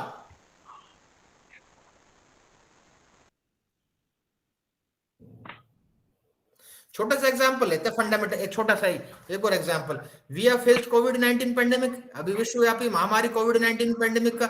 इसमें फंडामेंटल रिसर्च ही तो पर आधारित है कि एक कोवैक्सीन का इम्यूनिटी पर प्रभाव, रोग प्रतिरोधक क्षमता पर तो कोई एक एक्सपेरिमेंट करके अगर 20 लोगों को कोवैक्सीन का और उनकी इम्यूनिटी बढ़ गई तो ये नहीं कहा गया, बार बार रिपीट किया गया। अलग ग्रुप पर, बच्चों पर किया, बुढ़ों पर किया, एडल्ट्स पर किया, अलग अलग समय में भी किया और सभी कोवैक्सीन के इफेक्ट सेम आए। तो यस, उसको कहा yes, by the help of Covaxin we can improve our immunity.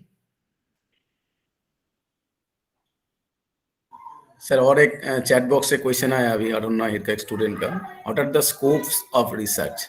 Scope of research के लिए क्वेश्चन है। यदि स्कोप की बात करें, क्षेत्र की बात करें, scope of research in different fields, in different streams, there are different types of scope. लेकिन we should talk about the scope of research in physical education. Every subject is a scope. प्रत्येक विषय ही अपने आप में क्षेत्र है. You can conduct researches in biomechanics also. You can conduct your researches in sports training also. You can conduct your researches in exercise physiology also. You can research. You can conduct your research in the performance analysis also. You can conduct research in sports sociology also. All subjects are scope. जितने भी विषय हैं वो सब हमारे क्षेत्र हैं. जितने भी फिजिकल एजुकेशन में विषय हैं, जितने भी स्पोर्ट्स में विषय हैं, वो सब हमारे स्कोप है. Cricket is scope, badminton is scope, kabaddi is scope. We can conduct. Scope का अर्थ है जिन क्षेत्रों में हम रिसर्च आयोजित कर सकते हैं. These are our scope.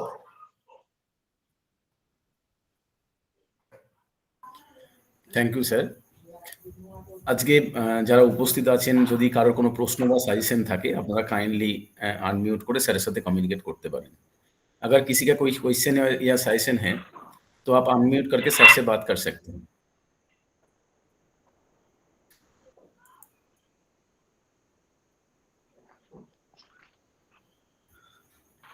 Keshav sir, और कोई क्वेश्चन नहीं है?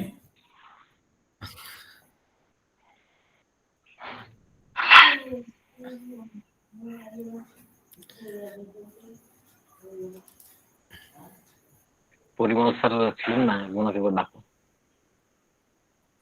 Parimal Debnath sir, professor Parimal Debnath sir যদি আছেন, স্যার আছেন। Okay. I have no question to ask to Professor Rajiv ji. Yes, sir. Because I have not that much competency to ask, because I have a very shallow knowledge in the field of research. But what I can admit is that an effective teacher is he or she who can simplify a very difficult task in a very simple manner.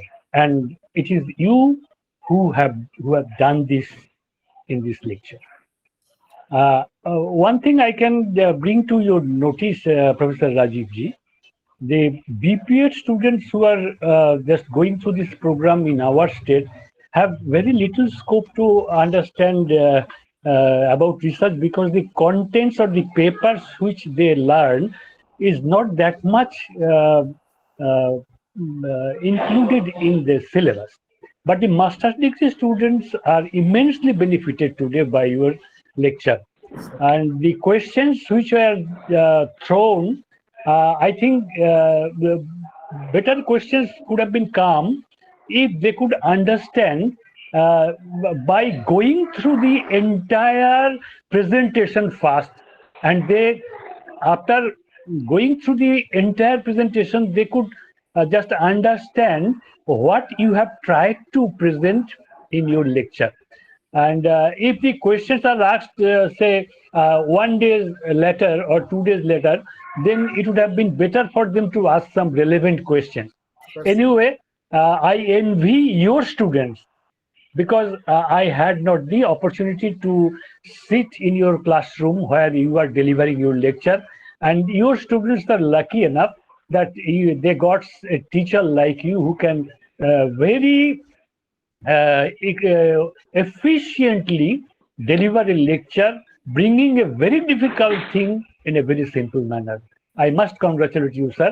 I learned so many things, how we can present a very difficult thing in a very simple manner by your method or the technique of presentation. I must congratulate you. Thank you, sir. Thank you, sir. Thank you.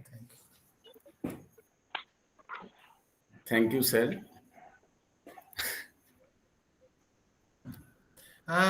All the steps means first we have to one in the chat box, one candidate, one participant asked a question. Please speak the steps again. First step is identification of problem. Second step is formulation of hypothesis. Third step is data collection. Fourth step is data analysis. Sir अगर ये PPT या ये study material मिल जाते तो हम सभी को बहुत Sure, sure. I will send. Okay thank you sir. Sir मैं एक बात बोलना चाहूंगी, जो परिमल सर ने बोला कि मैं एकदम 100% अग्री करती हूँ सर, क्योंकि मैं आपको आरसी के टाइम में 4 लेक्चर में मिला था, और हम लोग जितने भी हैं, मैं Mrityunjay sir, Keshav sir, Alok sir, सारे को मिलाया 4 लेक्चर। तो we feel we are lucky enough to understand the basics. इसलिए इस वजह से भी मेरा एक इंटरेस्ट था कि हो जाए।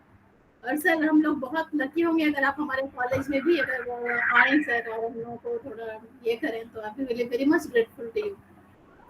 Madam, my services will always be available. Thank you sir.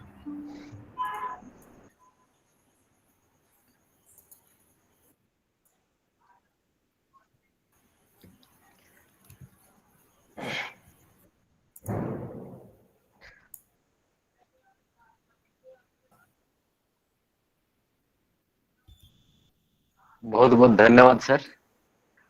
Mrityunjay, আমার আওয়াজ শোনা যাচ্ছে ক্লিয়ার? হ্যাঁ শোনা যাচ্ছে কেশব স্যার, শোনা যাচ্ছে। सर बहुत बहुत धन्यवाद आपको। नमस्कार, शुभ विजयादशमी का प्रणाम। आज ऐसा एक सेशन मिला हम सभी को, क्लासरूम याद कर दिया फिर से आपने। हम इसलिए गुरुवार का शाम कब आएंगे ये सोचते रहता हूँ, कब मिलेगा एक नया स्पीकर, नया टॉपिक के बारे में कुछ सीखने का। इसी चलते चलते आप लोगों का आशीर्वाद से हम लोग रामनवमी की शुभारंभ पर 30 मार्च को शुरुआत आज 31 लेक्चर तक हम लोग आ चुके हैं। और इसी लास्ट पर में शायद और किसी का कुछ क्वेश्चन नहीं होगा। अगर किसी का कुछ क्वेश्चन है तो जरूर आप लोग हमारे साथ कांटेक्ट कीजिए। हम लोग कॉन्फ्रेंस में सर के साथ आप लोगों का क्वेश्चन का निभाएंगे और प्रयास करेंगे। आज कैसे सर को धन्यवाद वादा करूं। सर को जब हमने कॉल किया था, हमारे ओर से कॉल सर के पास गया होगा, सर तुरंत ने बताया। सर को लग रहा था शायद हम लोग 10 बजे से 4 बजे तक किसी टाइम शेड्यूल में एक कार्यक्रम रखते हैं। तुरंत सर ने बताया हमको देखना पड़ेगा कि सर इतना बिजी है, हम लोग सभी ने पता चल गया होगा। तो सर ने जैसे टाइमिंग बताया, सर ने तुरंत बता दिया मुझे डायरी देखना नहीं है, यस डन कर दीजिए, क्योंकि इस टाइम में अभी तक मेरी जानकारी कोई नहीं है जो इस टाइम में लेक्चर है। तो इतना शॉर्ट टाइमिंग में सर ने तुरंत एक्सेप्ट किया और हमारे बीच 2 घंटा लगभग होने जा रहा है, हमारे बीच आया। इस महाविद्यालय का आह्वान से आपने हमारा महाविद्यालय का स्वीकार किया आह्वान को, इसीलिए हमारा कॉलेज की ओर से आपका शुक्रगुजार हूं। बहुत बहुत धन्यवाद सर, प्रणाम व्यक्त करता हूं। बहुत बहुत धन्यवाद व्यक्त करता हूं। हमारा बीच फर्स्ट लेक्चर सेशन से आज तक लगभग सभी सेशन में डिस्टिंग्विश स्पीकर रहने के बाद सभी सेशन में सर श्रोता की ओर से रहते हैं और कुछ ना कुछ सजेशन हर बार देते हैं। ऐसा former vice chancellor professor Alok Banerjee sir, professor Parimal Debnath sir, doctor Saikat Chatterjee sir, doctor Pramod Das sir, Samar Sen sir, doctor Manvendra Majhi sir, ऐसा अनगिनत जिसको नाम हम नहीं ले पा रहा हूँ, नतमस्तक होकर माफी चाहता हूँ, हम सभी का नाम नहीं ले पा रहा हूँ। ऐसा सभी ने आज अभी तक है शुरुआत से, सभी को हमारा महाविद्यालय की ओर से बहुत बहुत धन्यवाद व्यक्त करता हूँ। और जो विद्यार्थी के लिए हम लोग इस कार्यक्रम को शुरुआत किया और चल रहा है, ऐसा विद्यार्थी सभी हमारे कॉलेज से नहीं होता है सर, पूरा वेस्ट बंगाल और वेस्ट बंगाल के बाहर से भी हमारा इस कार्यक्रम में जुड़ने वाले स्टूडेंट आ चुके हैं। और रहते हैं, क्योंकि हम लोग ये शुरुआत किया है 90% प्योर बंगाली लेक्चर और 10% हिंदी लेक्चर की ओर हम लोग झुके हैं। तो इसीलिए ताकि हमारा महाविद्यालय जिस एरिया में रहता है वो थोड़ा जनजाति और आदिवासी प्रवण एरिया है, ताकि वो लोग बंगाली समझ में आए। इसीलिए हम लोग इस कार्यक्रम का शुरुआत किया था, जो हमारा महाविद्यालय का टीचर से नहीं, पूरा वेस्ट बंगाल से जो शिक्षक महोदय है, सारे शिक्षाविद है, सभी का लाभ उसको मिले। इसी चलते चलते हम लोग वेस्ट बंगाल से बाहर सभी राज्यों से अभी जाना शुरुआत किए, और हमारे देश से नहीं, हम लोग देश से बाहर भी जाना शुरुआत किया, और सभी टीचर से हमारा विद्यार्थियों को इसका कुछ ना कुछ लाभ मिलना लगे है। आप जैसे महानुभाव के शुभ टाइम, अपना कीमती टाइम निकल के हमारा विद्यार्थियों को देते हैं। इसलिए अपना महाविद्यालय के अध्यक्ष महाशय की ओर से, शारीरिक शिक्षा डिपार्टमेंट की ओर से, और इस जो प्रोग्राम सुस्थ देह सुस्थ मन यही आलापन, इस प्रोग्राम की ओर से हम सभी को शुक्रगुजार हूं, नतमस्तक में प्रणाम करता हूं। और कई गलती हो गया इस कार्यक्रम में चलते, तो सभी को के सामने हाथ जोड़कर माफी चाहता हूं। बहुत बहुत धन्यवाद। और इसी बात बोलते हुए समाप्त करता हूं आज का कार्यक्रम। बहुत बहुत धन्यवाद। शुभ रात्रि। Thank you sir. फिर मिलेंगे सर, फिर ये 100वीं लेक्चर सीरीज है, हम लोग वेट करेंगे आपसे, फिर भेंट होगी आलापन की शुभ अवसर पर और एक एपिसोड पे। और फिजिकली आइए हमारे सेवा भारती महाविद्यालय में। Sir thank you thank you sir. प्रणाम। शुभ रात्रि sir. Good night, sir. Good night. Good night everyone. Thank you Neetu the. Thank you everyone. Thank you, technical persons, both of you, my dear brother Mrityunjay and Keshav. We are very happy being we have attended these classes now.